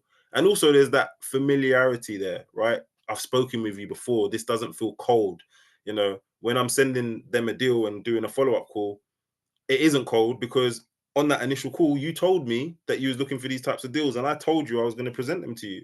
So now on these phone calls after that, it's always smooth and straightforward, right? I've got Miriam on, I think she's still in, but I've got Miriam and maybe there's a few others that are part of the program that are listening in. But they'll tell you if you ever speak with them, like I do live phone calls to investors during our like support calls and our group calls, and I never get anybody being rude or being, you know, standoffish or anything like that. Because firstly, they've already been spoken to by these guys when they initially qualify them, but also just our approach is different from every other deal sourcer, I believe, right? We're not coming across salesy and pushy. We are literally basing it off of the fact that we've built a rapport with them up front, and now when the deal comes and we put it in front of them, it makes it 10 times easier for us to sell it. Right? Does that make sense, guys? Let me know in the chat. Give me a yes. If that makes sense, let me know. If not, let me know and I can maybe go over it in a bit more detail. But does that make sense? That we are firstly making sure that we're in all of the free Facebook groups so that we have access to all of these people and all of the data. And then secondly, we're using the Facebook group to pick the areas that we're going to cover moving forward rather than just trying to do a deal everywhere. And then thirdly, we are building a list of qualified investors that we're finding using those groups again, but we're getting them on the phone. We're having an actual human conversation so that our first point of contact with them is not about selling a deal to them, which makes such a big difference. People don't understand it sometimes when I say it, but I'm like, think about it. If the first time you speak to them, you are trying to sell them something, that sale's always going to be difficult. But if the first time you're speaking to them, you're just introducing yourself, you're just making sure they're serious, you're vetting them a bit, but also at the same time, you know, breaking those barriers that everybody has up when they speak with someone on the internet for the first time on the phone, right? So it makes a big difference. Okay, good to see that you guys are in agreement. Let me just scroll through, see who. Darren, yes, Darren, Hugh, Esther, Shanda. Okay. Claudius said, how can I reach out to you, please? Just shoot me a message on well, I'm going to give you some information about how to reach out to me shortly, Claudius, but you can shoot me a message on the school app. which you must be in, because that's the only place that I've actually posted the link to join this call. So everybody on this call, I'm assuming you are in the free group, unless somebody else gave you the link to join. So just shoot me a message on there and we can have a chat. But okay, let's keep going. So let me just quickly go back up. So we are on the fourth foundation now, which is the network, which again is very important. Like I mentioned to you guys earlier, of course, you can go out there and just try and do deals yourself directly with landlords and developers, which we do a lot of deals directly. So don't get me wrong, I'm not saying that you shouldn't put time and effort into that. But what I believe is that the next foundation that should be laid after you've built your qualified investor list is the network, because that's the quickest way that you're going to start receiving deals to sell to the list, right? You don't want to go straight from building a list to now trying to secure a deal directly, where you're going to have to speak to a lot of landlords up front, deal with a lot of no's, because that, being honest with you, when you speak with the landlords, you will hear a lot of no's to get a yes, right? Every no is going to get you closer to the yes. So there's a little bit of work in that, and it can be done in a more straightforward way, which I'll go over in a second. But the quickest and easiest way to get your first deal or first bunch of deals, or even just deals in general, is from a network. Firstly, from the co-sourcers. So your network consists of your co-sourcers and your agents, your letting agents. I would say build your network of co-sourcers first, because again, that's the quickest way you're going to get a deal. The co-sourcers have already taken the time to find the landlord or the agent, have that initial conversation, make the offer or the proposal, secure the deal, package the deal. The deal is ready to be sold, right? We don't have to speak to the agent or the landlord about anything. This deal literally just needs us to put it in front of that qualified list we've built and sell it. That's it. So half the work's already done just by us working with co-sourcers, right? Now, like I mentioned to you guys earlier, that does mean you have to split your fee 50-50 sometimes. But honestly, the volume you can do by partnering up with all of these other people that are operating in the same area as you is ridiculous. And actually, if you do it the right way, you'll sell way more and make way more money than the people that are just focusing on selling deals directly. I see it firsthand all the time. This is how a lot of the guys in the group are smashing it every month. They're a mixture of co-source deals and direct deals, right? So let me just quickly scroll down and go through the network aspect. So your network, right, as I said, consists of sources and agents, and it's the quickest way to start selling deals, making money, and you will find thousands of co-sources that are already operating in the same area as you inside those free Facebook groups. Again, I know I keep referring back to the groups, but this is why I said to you, those groups are gold mines. Literally gold mines. You can do this just using those groups. You don't have to look at any other social media platform, just Facebook, and you can smash it because of how powerful these groups are. So again, we go back into the groups. We're speaking to these co-sources. I actually have sort of like a qualifying process that I go through with co-sources to make sure, they're compliant, they're securing the deals properly, the deals are deliverable, etc., right? They're not trying to take money up front and all of these different things. But in short, we're going to build that network of co-sources. We're also going to, and again, like I said, you find them in the free Facebook groups, reach out, similar to how you're reaching out to the investors, send them a DM. And listen, the first message will pretty much just be, I can see that you're covering the same area as me. I've got qualified investors that are looking in this area. It will be great to work with you. Let's have a chat. And 9 out of 10 co-sources are going to be happy to work with you, to be honest. Co-sources are quite hungry and ambitious, right? The investors are usually a little bit more standoffish sometimes, and this is why the approach is important. But with the co-sources, that part's usually quite easy. You're going to build that network fast, and like I said, it's valuable, because if you can get 5, 10, 20 co-sources in your network within that first week, 2 weeks, they'll be sending you deals. And if 10 people are sending you 2 deals a month, just 2, that's 20 deals a month that you're getting without you having to speak with anybody directly.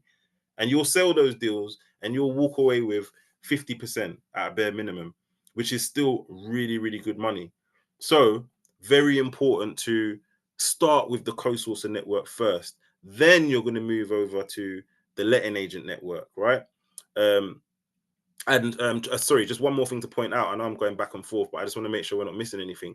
The easiest way to find the co-sources is to go back into those free Facebook groups.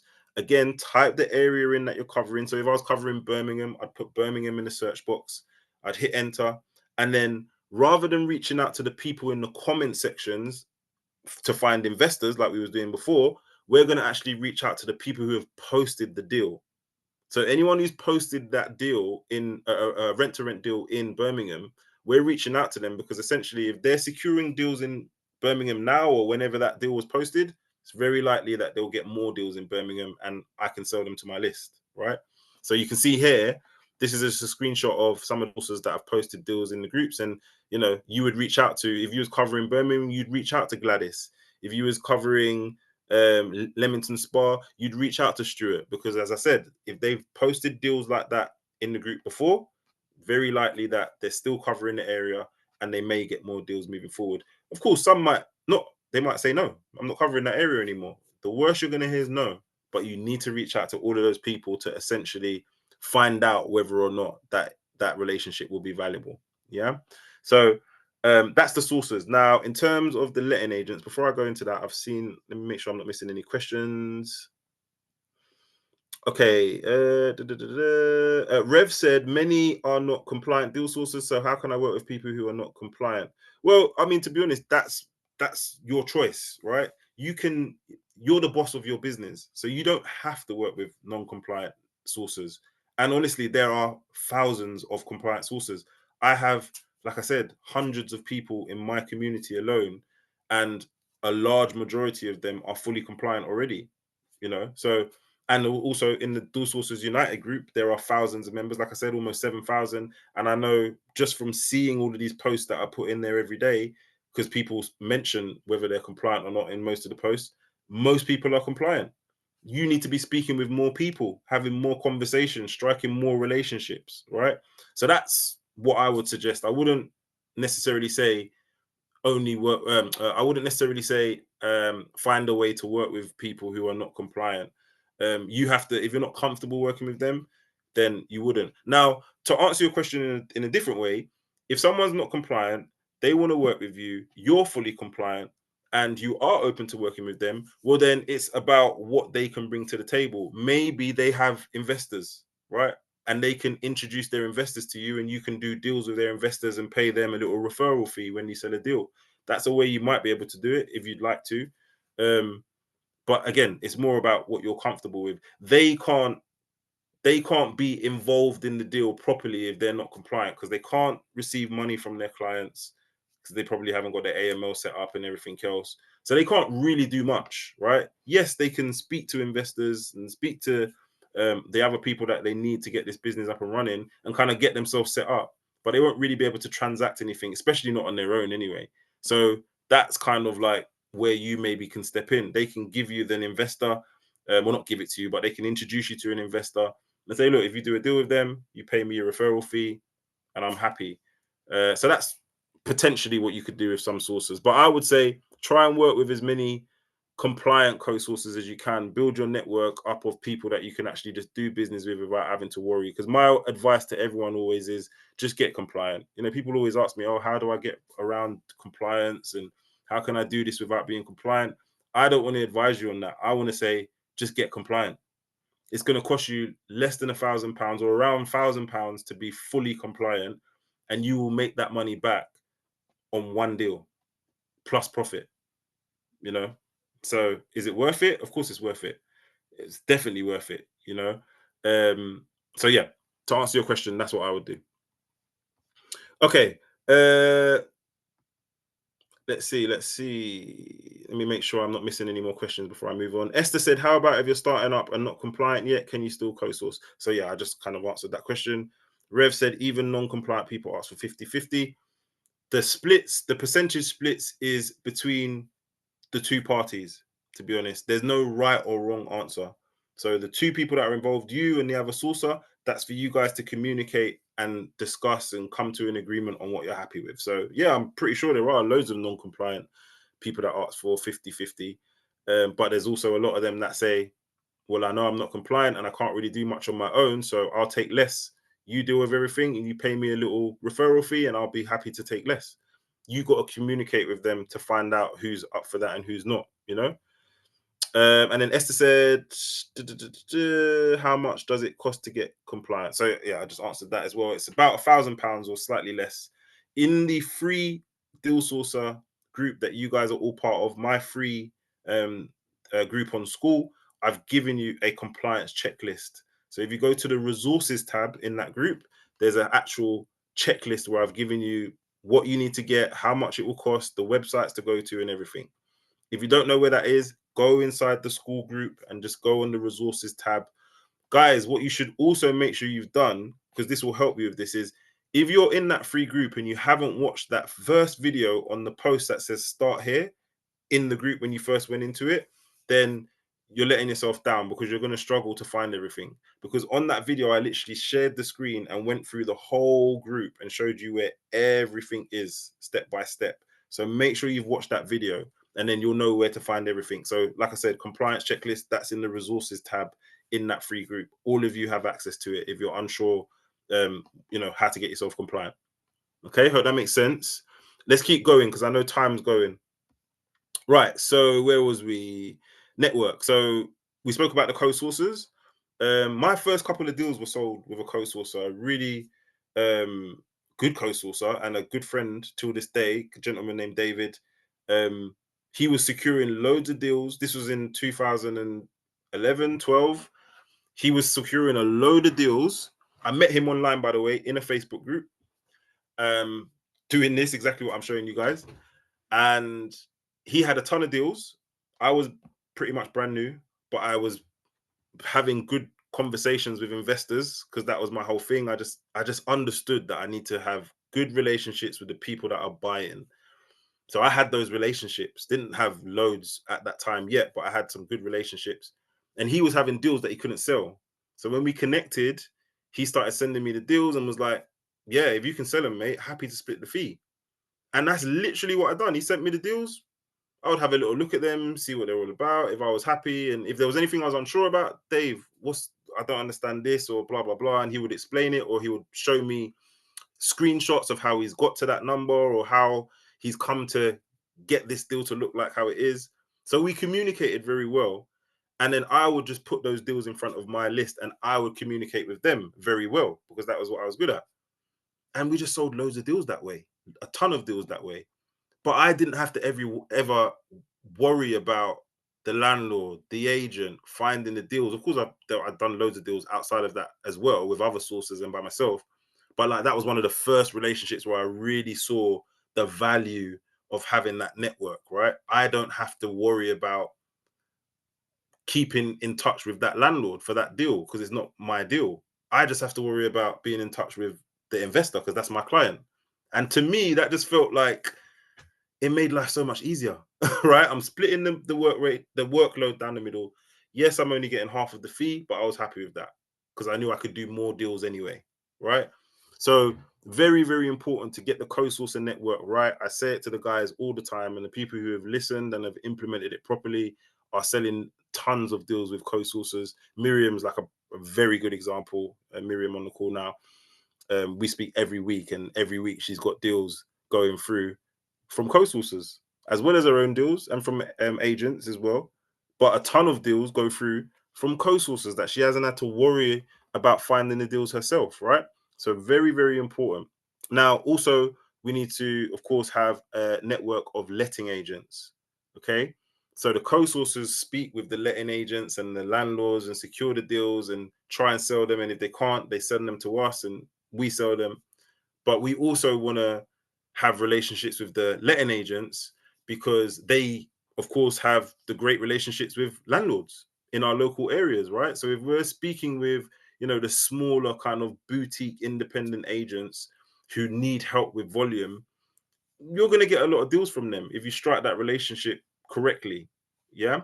Um, so you can see on here, I say you can find thousands of letting agents that are happy to pass you properties where the landlord is open to doing a rent-to-rent deal. You'll find them on Google, for example. So I would type in, if I was covering Birmingham, I might type small independent letting agents Birmingham. I hit enter, and Google, similar to how Facebook makes things easy for us, Google will literally bring up a list of letting agents in that area. If you're looking for that and you're unsure where to find it, the best way to kind of like spot it visually is when you type in what I've just said and hit enter and you're scrolling down trying to find what I mean, you'll see the map. They put up like a map for all the businesses, and it will show you all the agents on there. If you was to click on that, then the list will come up. Like, so for example, you can see here, I think this one was for Birmingham, yeah. So you typed in Birmingham, and then look, you can see like the cluster of all, or some of, because it's a screenshot, some of the agents in that area. But then when you go through like the list of all of them, there's literally pages and pages and pages. Especially these bigger cities, there are hundreds and hundreds of agents in some of these cities, small agents, big agents. So you want to be speaking with them, and they, they will work with you. In a lot of cases, they'll work with you without expecting anything because they're paid by their landlord. But in some cases, if you pay them a little referral fee for every property that your client takes on, that strengthens that relationship with them even more. And guess what?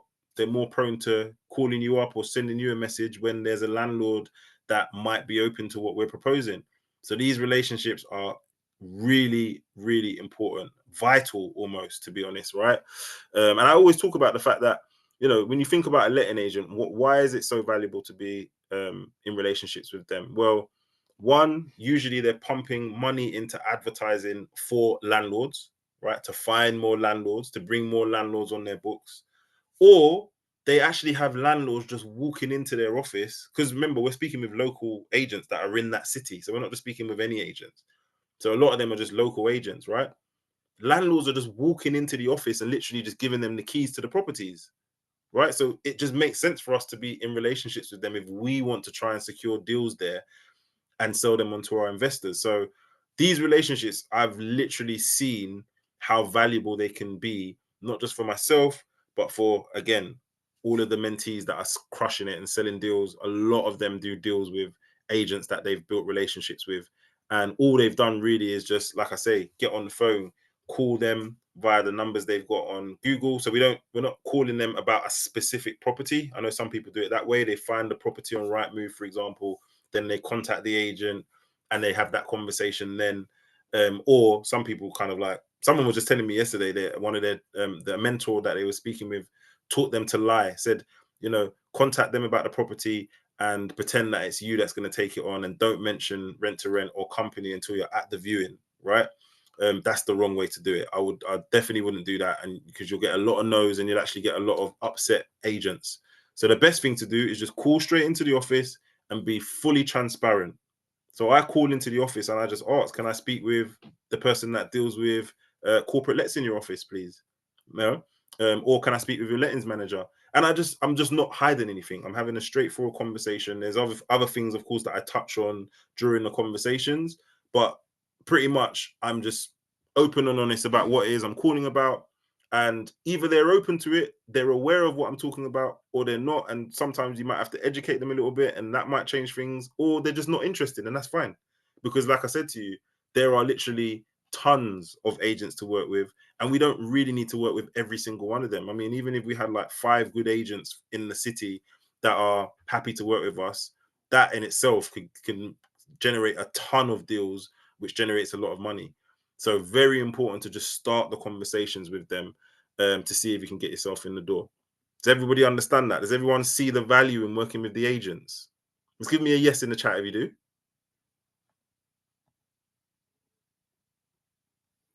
Just give me a yes if you see the value in working with letting agents. Remember, these are the guys that are constantly speaking with these motivated landlords and taking on properties. So can you see the value in that? Shanda said yes, brilliant. Hugh, yes. Miriam, yes. Rev, yes. Okay. Darren, yes. Okay. I'm noticing it's the same names, guys. There's 18 of you on now, and I'm still seeing the same names. The rest of you, talk to me, talk to me. I want to help you as much as possible, but I can't help if I'm not sure what you're understanding and what you're not understanding. But for those of you who have commented, brilliant. I'm glad you're picking it up. So that's the network, right? So let's quickly go back up to our funnel. So again, quick recap in terms of the foundations. We've laid our Facebook groups, our free Facebook groups. We're in many free Facebook groups. Like I said, I'm in over 100. So you want to be doing something similar. We're using that Facebook group to pick our areas of demand using the data in those groups. We're using those groups to also find qualified investors, or find investors and then qualify them ourselves, but essentially build that qualified investor list. We're also using that free Facebook group to find co-sources that are covering the same area as us. And they're going to now supply deals that we can sell to the qualified investors that we also found in those Facebook groups, right? Kind of crazy when you think about it. Like literally, in some cases, we're selling deals from sources who have posted the deals in the Facebook group. We're selling deals to investors that we found in that same Facebook group. So literally, the sourcer was in that group. We found them. They've sent us a deal, and we've gone and sold it to an investor that's also in that group. And you might kind of be thinking, like, how does that even work? What's the madness behind that? Well, what it is that everybody assumes that serious investors are just literally sitting down on Facebook all day, scrolling, waiting for the perfect deal. I think that's what people assume. Whereas we know that's not the case, right? We know that you can post the deal in the group today, but that investor probably is not going to see it because one, they never check Facebook anyway. And two, by the time they even look in the group, 20, 30 other deals have been posted and yours is all the way down at the bottom. So they're not going to see it. So posting the deal in the group doesn't mean that every investor that's in that group sees the deal. And again, this is the luxury of having their numbers, having them qualified, being able to go to them directly, because everything that they miss in the groups, you can discuss with them on the phone, right? And point their attention to it. And just because you're the person who's done that, you can get yourself in on that deal and get that £1,500. And I'm not just saying that, I'm literally seeing that happen right now. Currently, all the deals we're selling this month, a lot of the deals we're selling this month have been co-sourced, and that is the scenario. You know, that co-sourcer has struggled to sell that deal. They've posted it in the group, they've sent it out to everyone, and for whatever reason, they can't sell it. We just went straight to the list and someone bought it, right? So again, we've built our network of co-sources. We've also built our network of agents. Now, we didn't use the Facebook groups essentially to build our network of agents, but you can still find agents in Facebook groups as well, right? There are estate agent Facebook groups, thousands of them, right? I'm in a couple of really good ones actually as it goes. So again, you're able to go in, find those people, have the conversation, strike relationships. It's the same thing. You just go into those Facebook groups, type your area in that you're covering. You see the estate agents that have posted that that's their patch, and you can reach out to them and have the conversation. Same thing, exactly the same thing.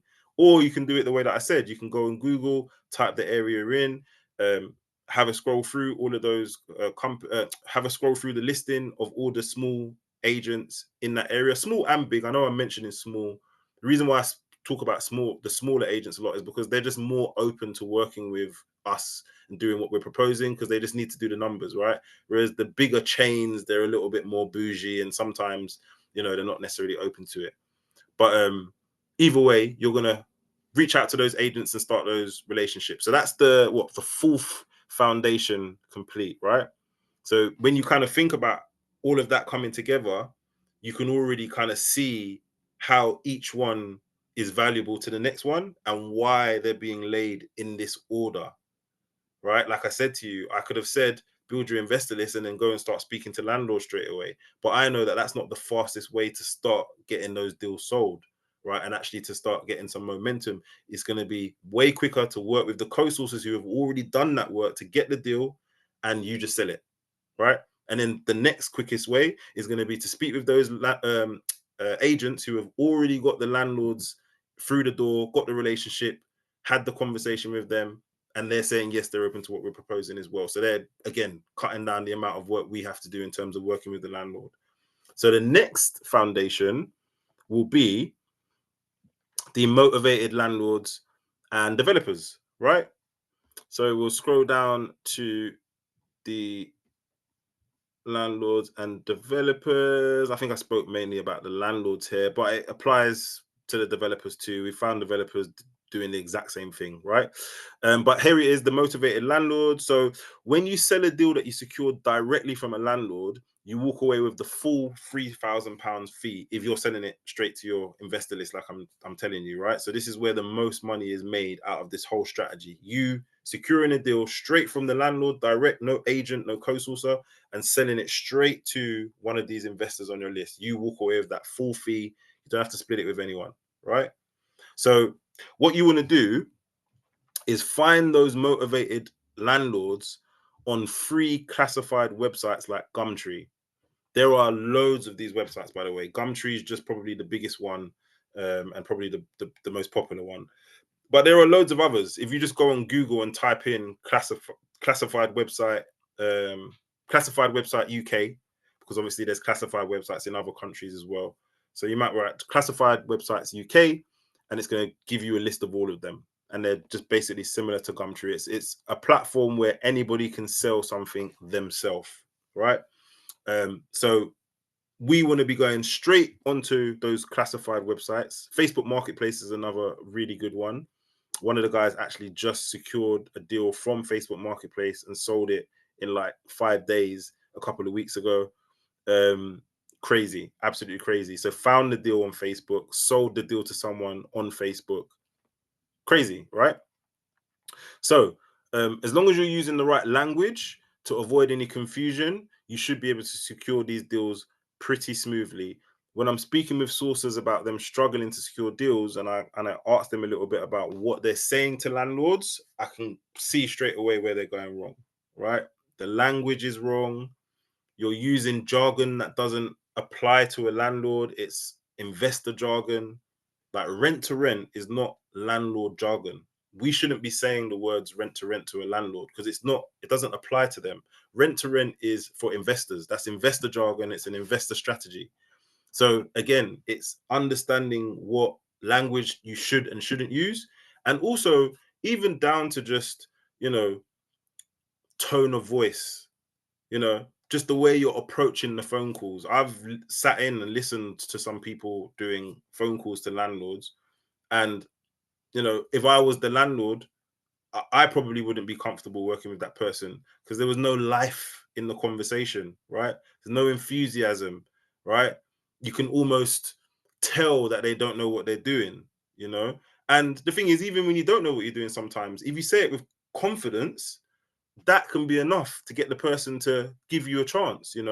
But if you're approaching the conversation completely wrong, of course, it's going to make your life a little bit difficult and you're going to scare off these landlords. So, I mean, even in terms of language, even a small tweak to going from saying corporate let, company let, rent to rent, etc., etc., etc., going from that to saying to a landlord, are you open to a company renting the property? Or can a company rent this property? Something as small as that, and basically all we've done there is just kind of like simplified what we're saying when we say rent to rent or corporate let or company let. But just that small change makes it easier for the landlord to digest and kind of understand what it is we're talking about, right? And what it does usually, because I do these call out sessions to landlords all the time with the guys, so I know firsthand the difference it makes. And what it does is, for the people who don't know what we're talking about, it creates that curiosity. Oh, how does that work? What's that? Tell me a little bit more. It starts that conversation. It opens up the door for us to talk about what it is, talk about the benefits, and kind of like break the benefits down for them. You can actually see here where I talk about, giving them all the benefits, i.e., letting them know that it's guaranteed rent. So there's no void periods, there's no maintenance costs, there's no management costs, there's none of that. The hassle that you're used to, this is completely different. The client will take all of that hassle off of your hands. So when you can kind of like explain it to them in the right way, again, it makes the conversation 10 times easier. 10 times easier. Right, I can give you some examples. We had Kent. Kent's one of the members. I think I just showed you some examples of his sales, but we done a call out session together, live in the group to landlords, which I like to do. I like to do like a couple of the calls, and then I let one of the other guys jump in the hot seat and they do some calls. And Kent done some, and no exaggeration, we got on the call, and it was like Every person he spoke to, he made like 5 phone calls, and every single one of them said yes to what we were proposing, like back to back, just because he's opening up the conversation in a completely different way, which obviously makes them a little bit more comfortable. Um, so yeah, so again, without kind of like going over it in too much detail, essentially we can secure deals from these landlords directly without any middleman, and of course that puts us in a position to make the most money from these deals, right? We secure the deal formally. This is something that I see a lot of deal sources aren't doing, and that's why they're losing deals left, right, and center. It's a little bit of it's sort of a rookie mistake, right? It's if you haven't got that experience, then you might make a mistake and end up actually shooting yourself in the foot, because you should be securing all of your deals formally, right? So when I say securing them formally, I'm talking about heads of terms agreement. And the heads of terms, for those of you who don't know, the heads of term agreement is just the document that is between yourself and the landlord, and it just outlines what you've proposed to them. You know, this is obviously after you've gone, done your due diligence, you're happy with it, you want to put the proposal to them, they've said yes, they're open to it. Now you want something in writing to make this formal. The heads of terms document isn't a legally binding document, by the way. So, you know, they don't have to worry about being tied down to anything. They're not really tied in until the final lease agreement signed. But signing this document gives us sort of like an audit trail of us finding the deal, proposing it to finding the opportunity, proposing it to the landlord, getting it secured, and now we have this deal ready to be sold, right? The problem that you find in this industry a lot is you have a lot of sources trying to sell what they call a deal, but it's not really a deal. It's more of a lead, right? They've just called an estate agent and just booked a viewing in, right? And now they're selling that as a deal, or they've spoken to a landlord and booked a viewing in, and now they're calling that a deal and marketing it, right? You need to actually get consent from that landlord. The landlord's happy with what you're proposing. You've got it in writing. It's formal. If an investor was to say, Gary, you're saying this is a deal, but can you show me proof? I should be able to provide something in writing to show that the landlord has said yes to what it is I'm presenting to you, right? And a lot of sources don't do that, believe it or not. And that's why they kind of like end up in situations. So we want to secure the deal formally using a heads of terms agreement or an email. I mean, I'd prefer it to be the heads of terms document because again, it makes it a bit more formal, but an email is fine as well. Um, because what we do is in the email, we're literally saying exactly what we're saying in the heads of terms anyway. And as long as they respond and confirm they're happy with it, it stands up. It's just as good as having the document. But of course, the document's just neater, and it's, you know, you just prefer to have it in document form. Okay. So that's how we're finding motivated landlords and securing deals from them very, very quickly, like really quickly. It's actually ridiculous how quickly you can secure a deal. Now, again, you might have to speak to quite a few landlords to get to that person who says yes. But as I explained to you guys earlier, how many of these deals do you need to make 10, 12 grand a month when you're going to sell them onto the investors for £3,000 each, especially when you've got your own list to sell them to directly? 4 deals, you know? So you don't have to speak to too many landlords for you to get 4 of them to say yes and be able to sell those deals. So this is really powerful once you understand what you're doing, right? Is that clear? Does everybody understand what I mean in terms of the investors? Give me a yes in the chat if that's clear, how we're finding the investors. Sorry, not investors, the landlords, apologies. That's clear. Give me a yes, guys. Jay says yes. Okay. Hugh says yes. Perfect. I'm going to assume everybody understands, right? So I'm just now back up at the foundation. So we've gone through all of them. Okay, Shanda asked a question. Do you need a solicitor to draw up the final lease agreement? No, you don't. The lease agreements that people are signing for these rent-to-rent deals are just templates. A solicitor might have written up the original template, but you don't need a solicitor involved for each deal, if that makes sense. And actually, it's a good point that you bring up, because this is the reason why we specifically focus on rent-to-rent deals rather than BMV deals and land deals and BRR and all these other, you know, big deals that actually have real purchases of the property involved. Because with that purchase comes a lot of complications and a lot of time, i.e., you need to have a solicitor involved. There has to be conveyancing. A solicitor needs to make sure everything is being done properly on every transaction.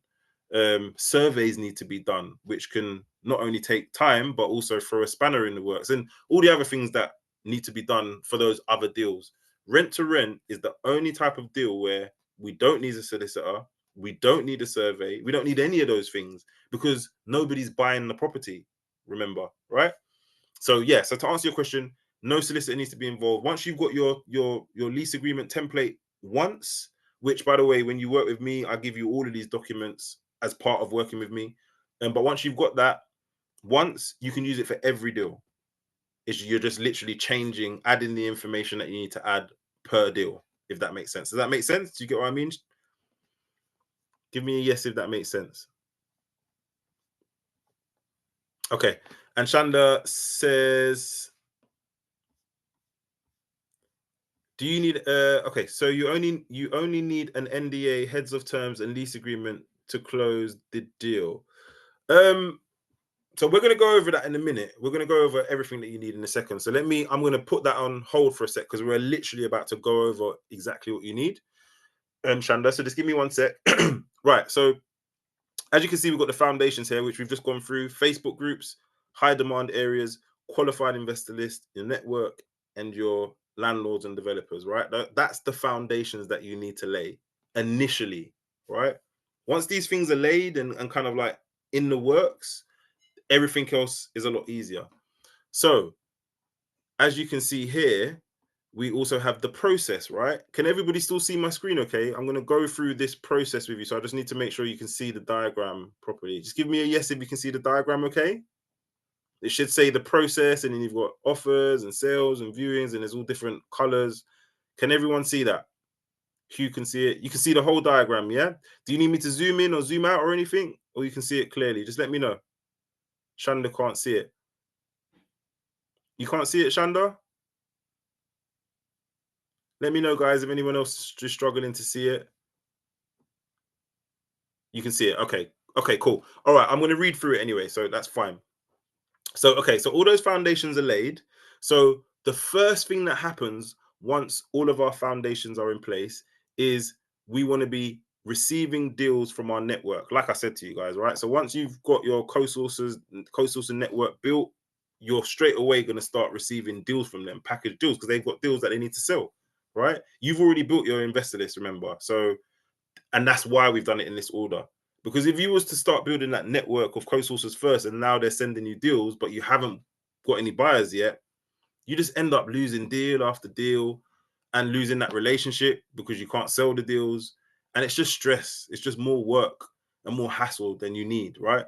This is why we built the list first. So that now when you're at this point where the network's built, when you're speaking with them and they're sending you deals, you actually have people to send the deals to. So the process goes like this: the network, whether it's the co-sourcers or the agents, once those deals or leads have been sent over to you, you're going to do your due diligence. So the property sent to you, that you're going to do your due diligence, which is essentially, if it was for a serviced accommodation, we'd be looking on AirDNA or Airbnb for the nightly rates for the unit, and we would do our calculations, whatever needs to be deducted. We have a whole calculation that we do, or if you're using a deal calculator, of course you can do that. But essentially you need to do your due diligence and work out whether or not the deal stacks up, right? Once you've done that and you're happy with it, and you are now ready to send it out to your list, um, you want to make sure that they've secured the deal properly. So this is when the deals are coming from your co-sources or the leads are coming from your agents. You want to make sure that it's been secured properly. Like I mentioned to you guys earlier, heads of terms. If they don't have their own heads of terms, which a lot of sources don't, you can provide yours if you want to. But you want to check and make sure that the deal is actually deliverable before you start sending it out. So this is the communication you're going to have with your network when the deal is being sent to you. And I mentioned to you guys earlier, I kind of have like a checklist that I go through with them. And literally I could just copy the checklist and just send it to them and make sure they answer all those questions. If I'm happy with all the answers, then I'll be happy to send the deal out to my list. But once they've gone through that anyway, and everything has been, so heads of terms have been signed or it's been agreed in writing, now I know the deal is secured properly, I can send it out to my list, right? But before I start to discuss what happens when a deal's sent to the list, I'm going to also talk about when we're securing a deal from a motivated landlord as well.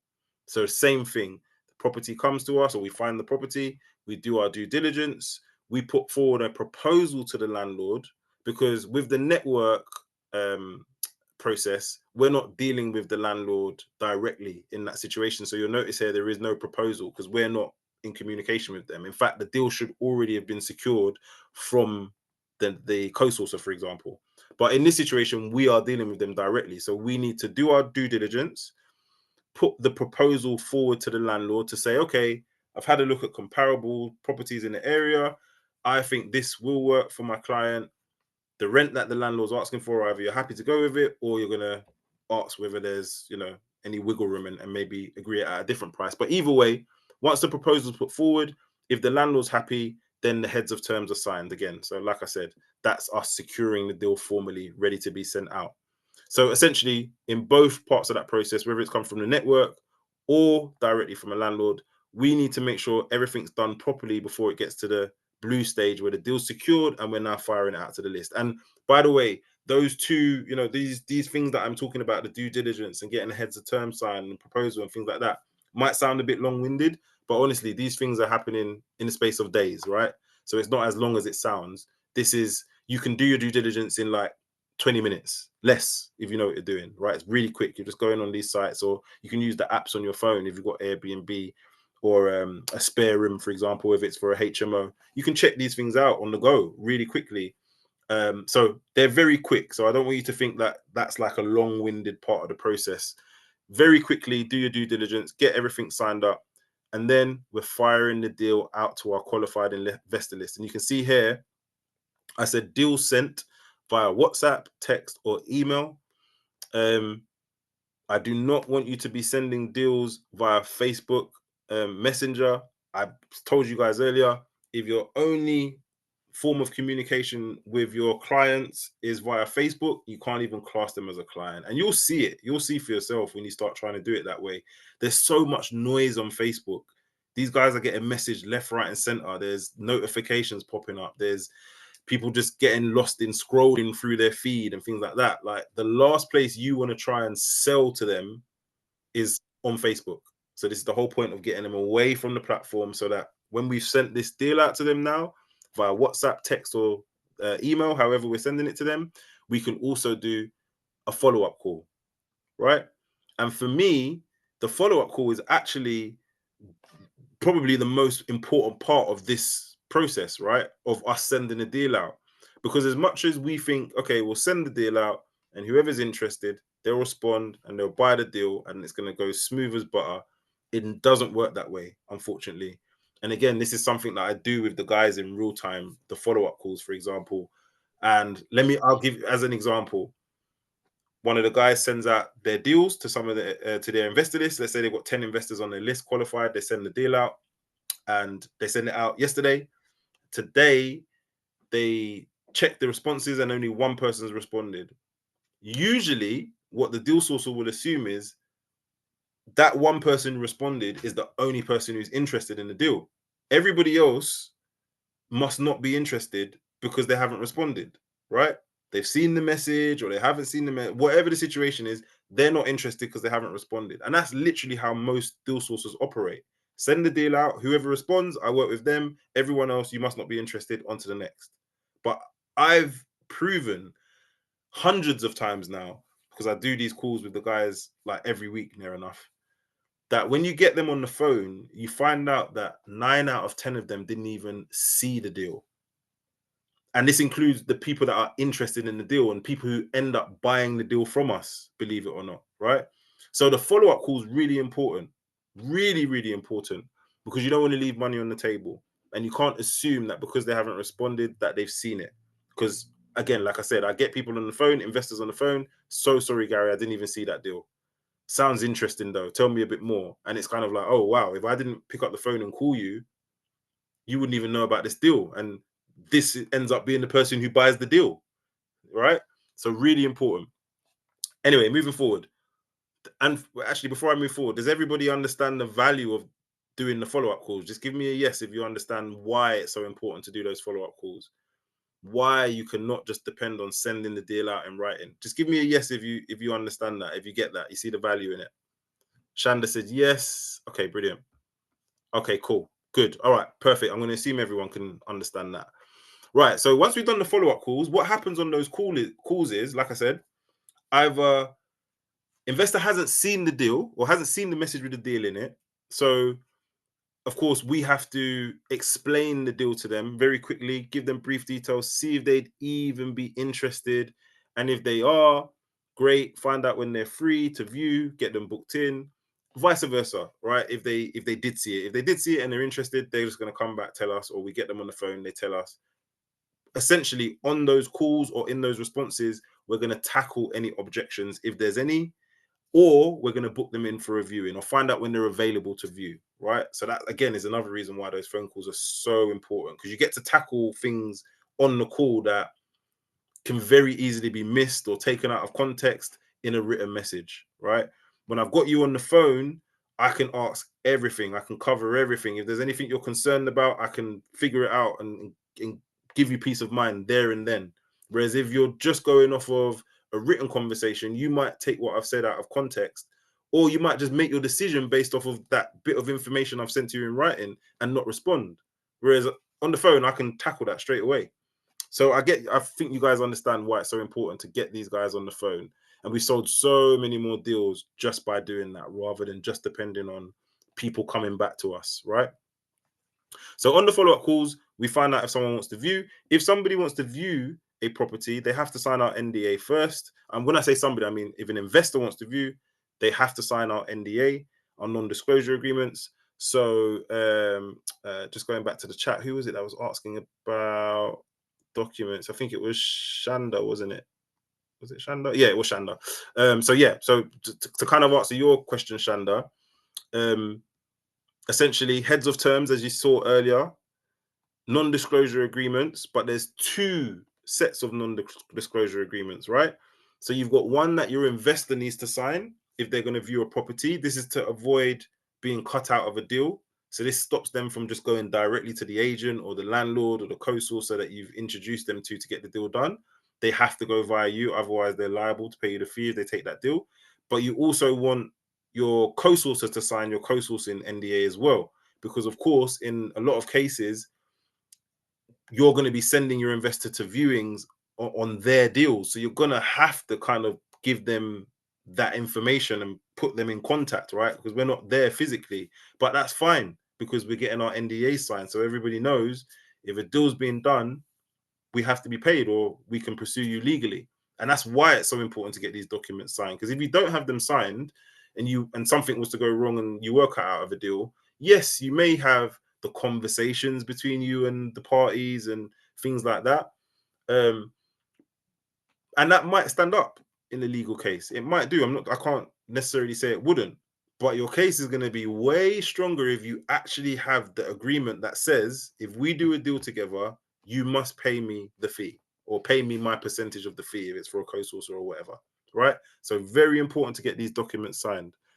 So once those documents are signed, we're protected, we're safe, we can allow the viewings to happen. So investor will go and view the property, either the co-sourcer, agent, landlord, tenant, if there's a tenant in there, whoever is going to conduct the viewing with the client for us. After that viewing is when you're going to find out whether or not your investors are interested, right? I always say to people, that's when the decision's made. Anyone who's on here who's an investor or who's ever invested in property or you'll know that, yes, you can get the written description. Yes, you can get a brochure. Yes, you can see videos and pictures, but nothing compares to stepping into the property and being able to get a true appreciation for size, potential, what I can actually do with this place now that I'm here. I can see that, oh, actually, this room where I thought I could maybe only get one bed in, I could maybe get two in. Or, little things that they could do. Okay, this place actually looks like it needs a little bit more work than I expected, or less work than I expected. Oh, actually, the furniture that the landlord's leaving, in the pictures, it didn't look too good. But now that I'm here, actually looks pretty decent. So when they go through the doors, that's when you get your final decision, essentially, right? So that's why I always push for the guys every week. We need activity, we need deals in, we need deals out, we need to be on the phone, speaking to the clients, following up. Set aside an hour. That's all it will take to just call all of your investors, make sure they've seen the deal, answer questions, and get them through the doors. Really, really important, right? So they've gone to view the properties now.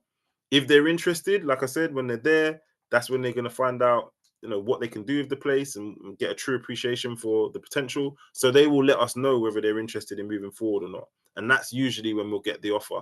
Not to say that we get the offer there and then while they're in the property, but we always follow up straight after the viewing, find out how it went, make sure everything went to plan, see if there's any questions, see what their thoughts are. And of course, if they were happy with it, we get the offer as well. Usually we get the offer verbally first on that conversation, and then make sure they send it to us in writing as well. So we've got it formally. Once we've got the offer, of course, we will go back to the landlord or agent or wherever we've got this deal from and present the offer.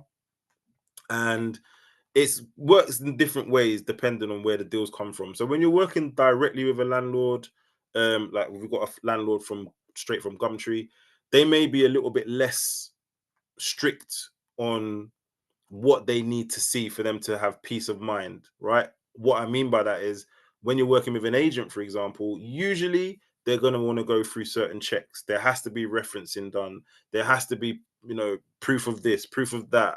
There's so many other things that an agent will want to be checked because it's part of their policy in comparison to a landlord that just, as long as I can prove that this is a real person and it's legitimate and I can cross-reference the company and et cetera, I'm happy. They don't necessarily need to see all the other stuff. So it can be a little bit more straightforward. But it just depends on where the deals come from, what agent it is, what landlord it is. Every deal is different, right? But essentially, once that offer's put in and it's been accepted, wherever the deals come from, usually you should be able to get that deal done and dusted within 7 days, right?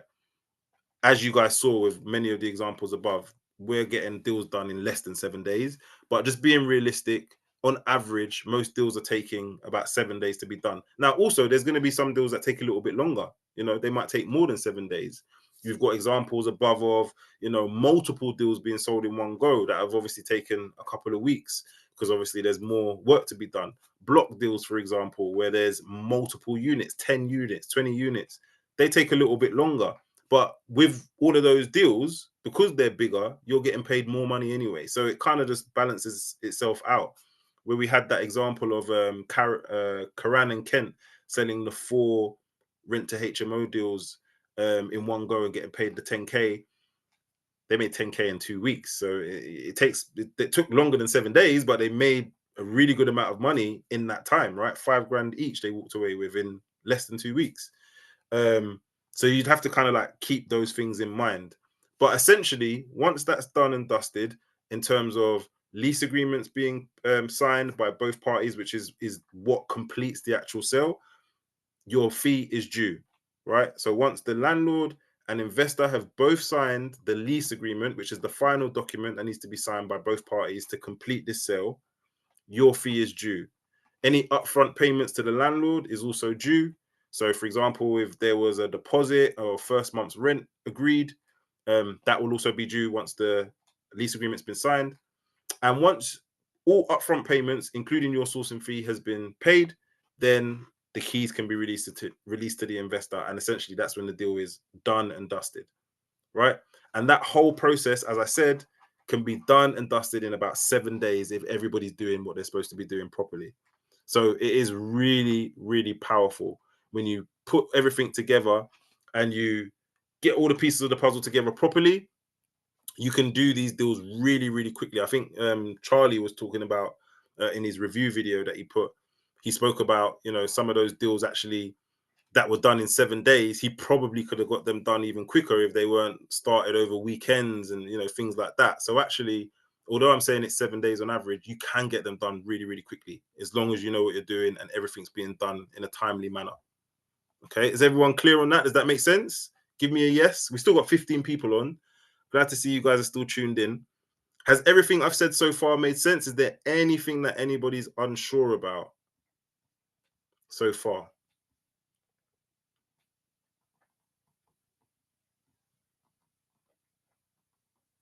Okay, lots of comments. Brilliant. That's what I like to see. Okay, let me make sure I'm not missing any of these comments and any questions.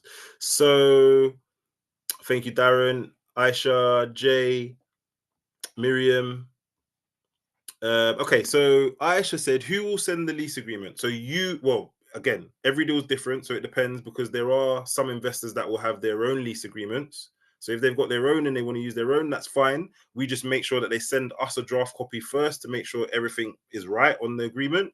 And if it is, that's fine, no problem. A lot of investors, especially the experienced ones, will have their own lease agreements. If they don't, then we provide it. All right. If they don't, then we provide that agreement. Okay. Rev said there are many people who cut us off. There are many people who cut us off. What to do in that case? Like I said, Rev, you can't be cut off if you are getting your documents signed properly. I think you asked a question earlier as well, which was kind of like a similar sort of question. All of these issues that you're facing, it's because the system isn't in place, right? You haven't got the structure that you need to have in place. So, for example, like I said, nobody can cut you off if you're getting your paperwork signed and things are being done in a certain way, right? It protects you in every deal that you're doing.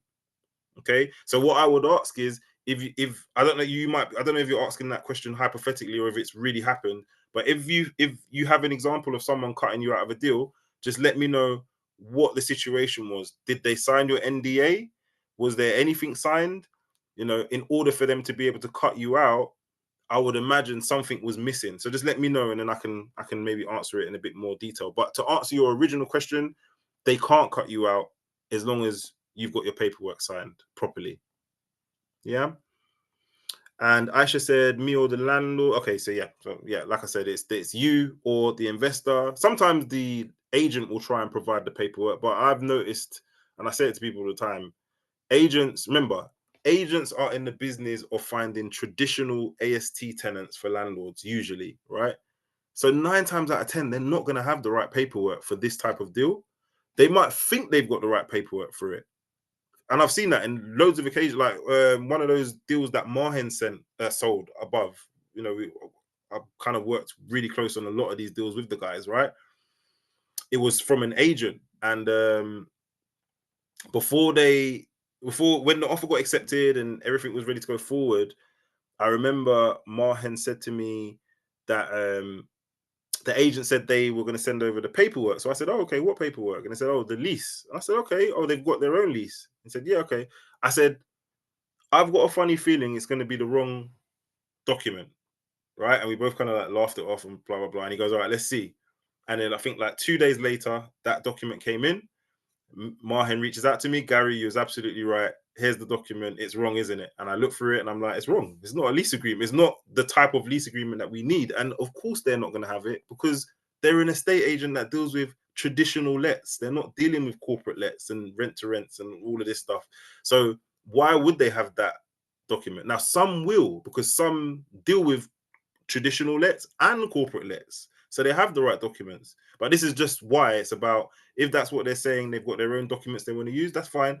Just send us a draft so we can check it before we start sending it out to the client.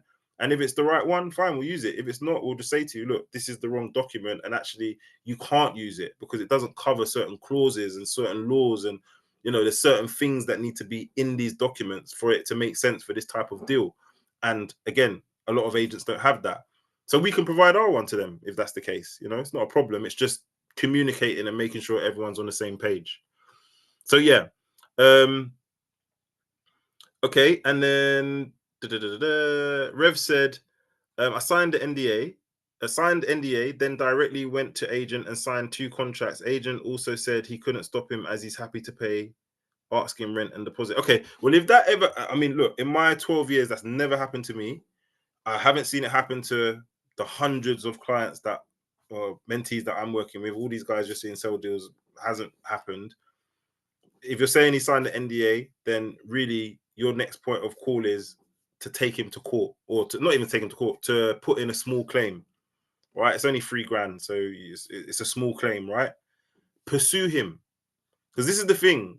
You know, getting the NDA signed is the first part. The whole point of getting the NDA signed is that it's not just to like scare them into not robbing us essentially. It's that, okay, if you really do take the stance of I'm going to take the deal and not pay you, then I'm just going to pursue you legally, and you're going to end up having to pay me the money anyway, and it's more hassle for you, right? So I find that usually in these cases that I hear rarely where investor has just taken the fee, just taken the deal and not paid, usually it's because they know they haven't had to sign any NDA, or they haven't had to sign anything that holds them to it, right? That's usually the case. But if you're saying that they've signed your NDA, then great, take them to court, pursue them legally. You know, they are liable to pay you the fee.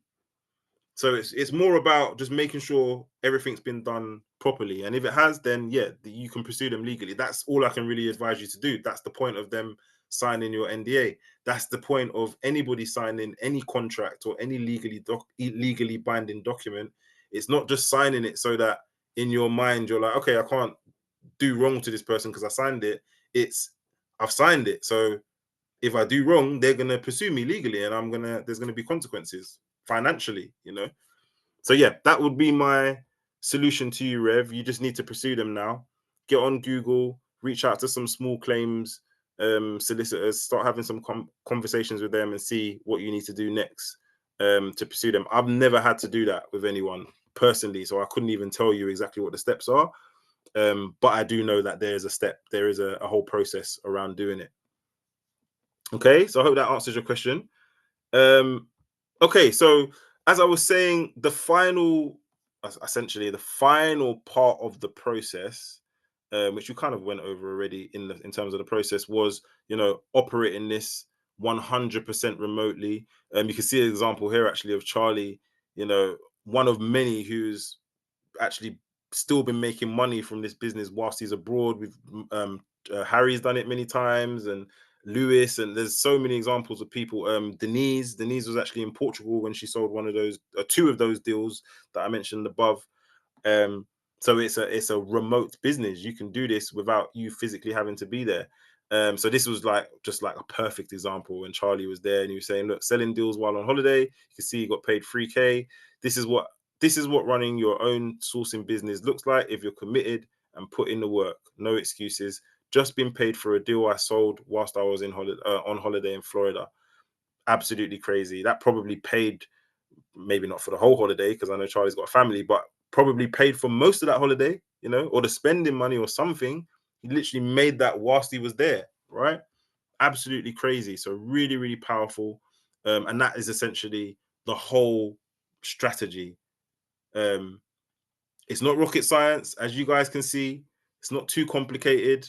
You just need to know what you're doing. Of course, there are certain nuances and little things that I probably wouldn't even remember to mention in this presentation. You kind of just have to be doing it and be in the actual field and in the thick of things to pick up on some of these things. And this is why the guys are getting such good results, right, in the program, is because they're not just going off of the theory of what I'm putting out here in terms of content or things in the free group and stuff like that.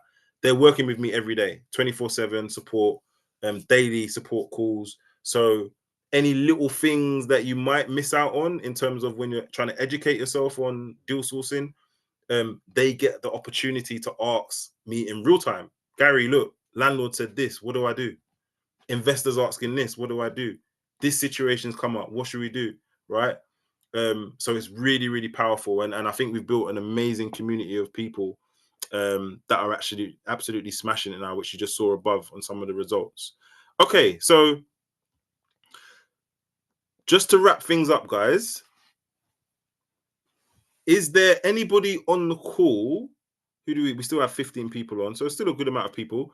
Is there anybody on this call that after what we've just gone through in terms of the strategy, you've seen the examples of people crushing it with that? And those are just a couple of examples. Like I said, go into the free group and have a real browse through the win section.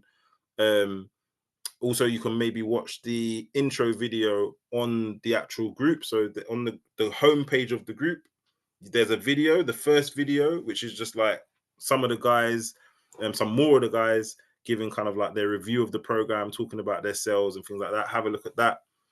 But you can see that these are real people getting real results. So my question to you is, how many of you feel like you could implement this yourselves, right? How many of you feel like you could actually do this, get these results with some help, of course, with the support, with the community, with everything that's provided to kind of like help you move this forward in a timely manner?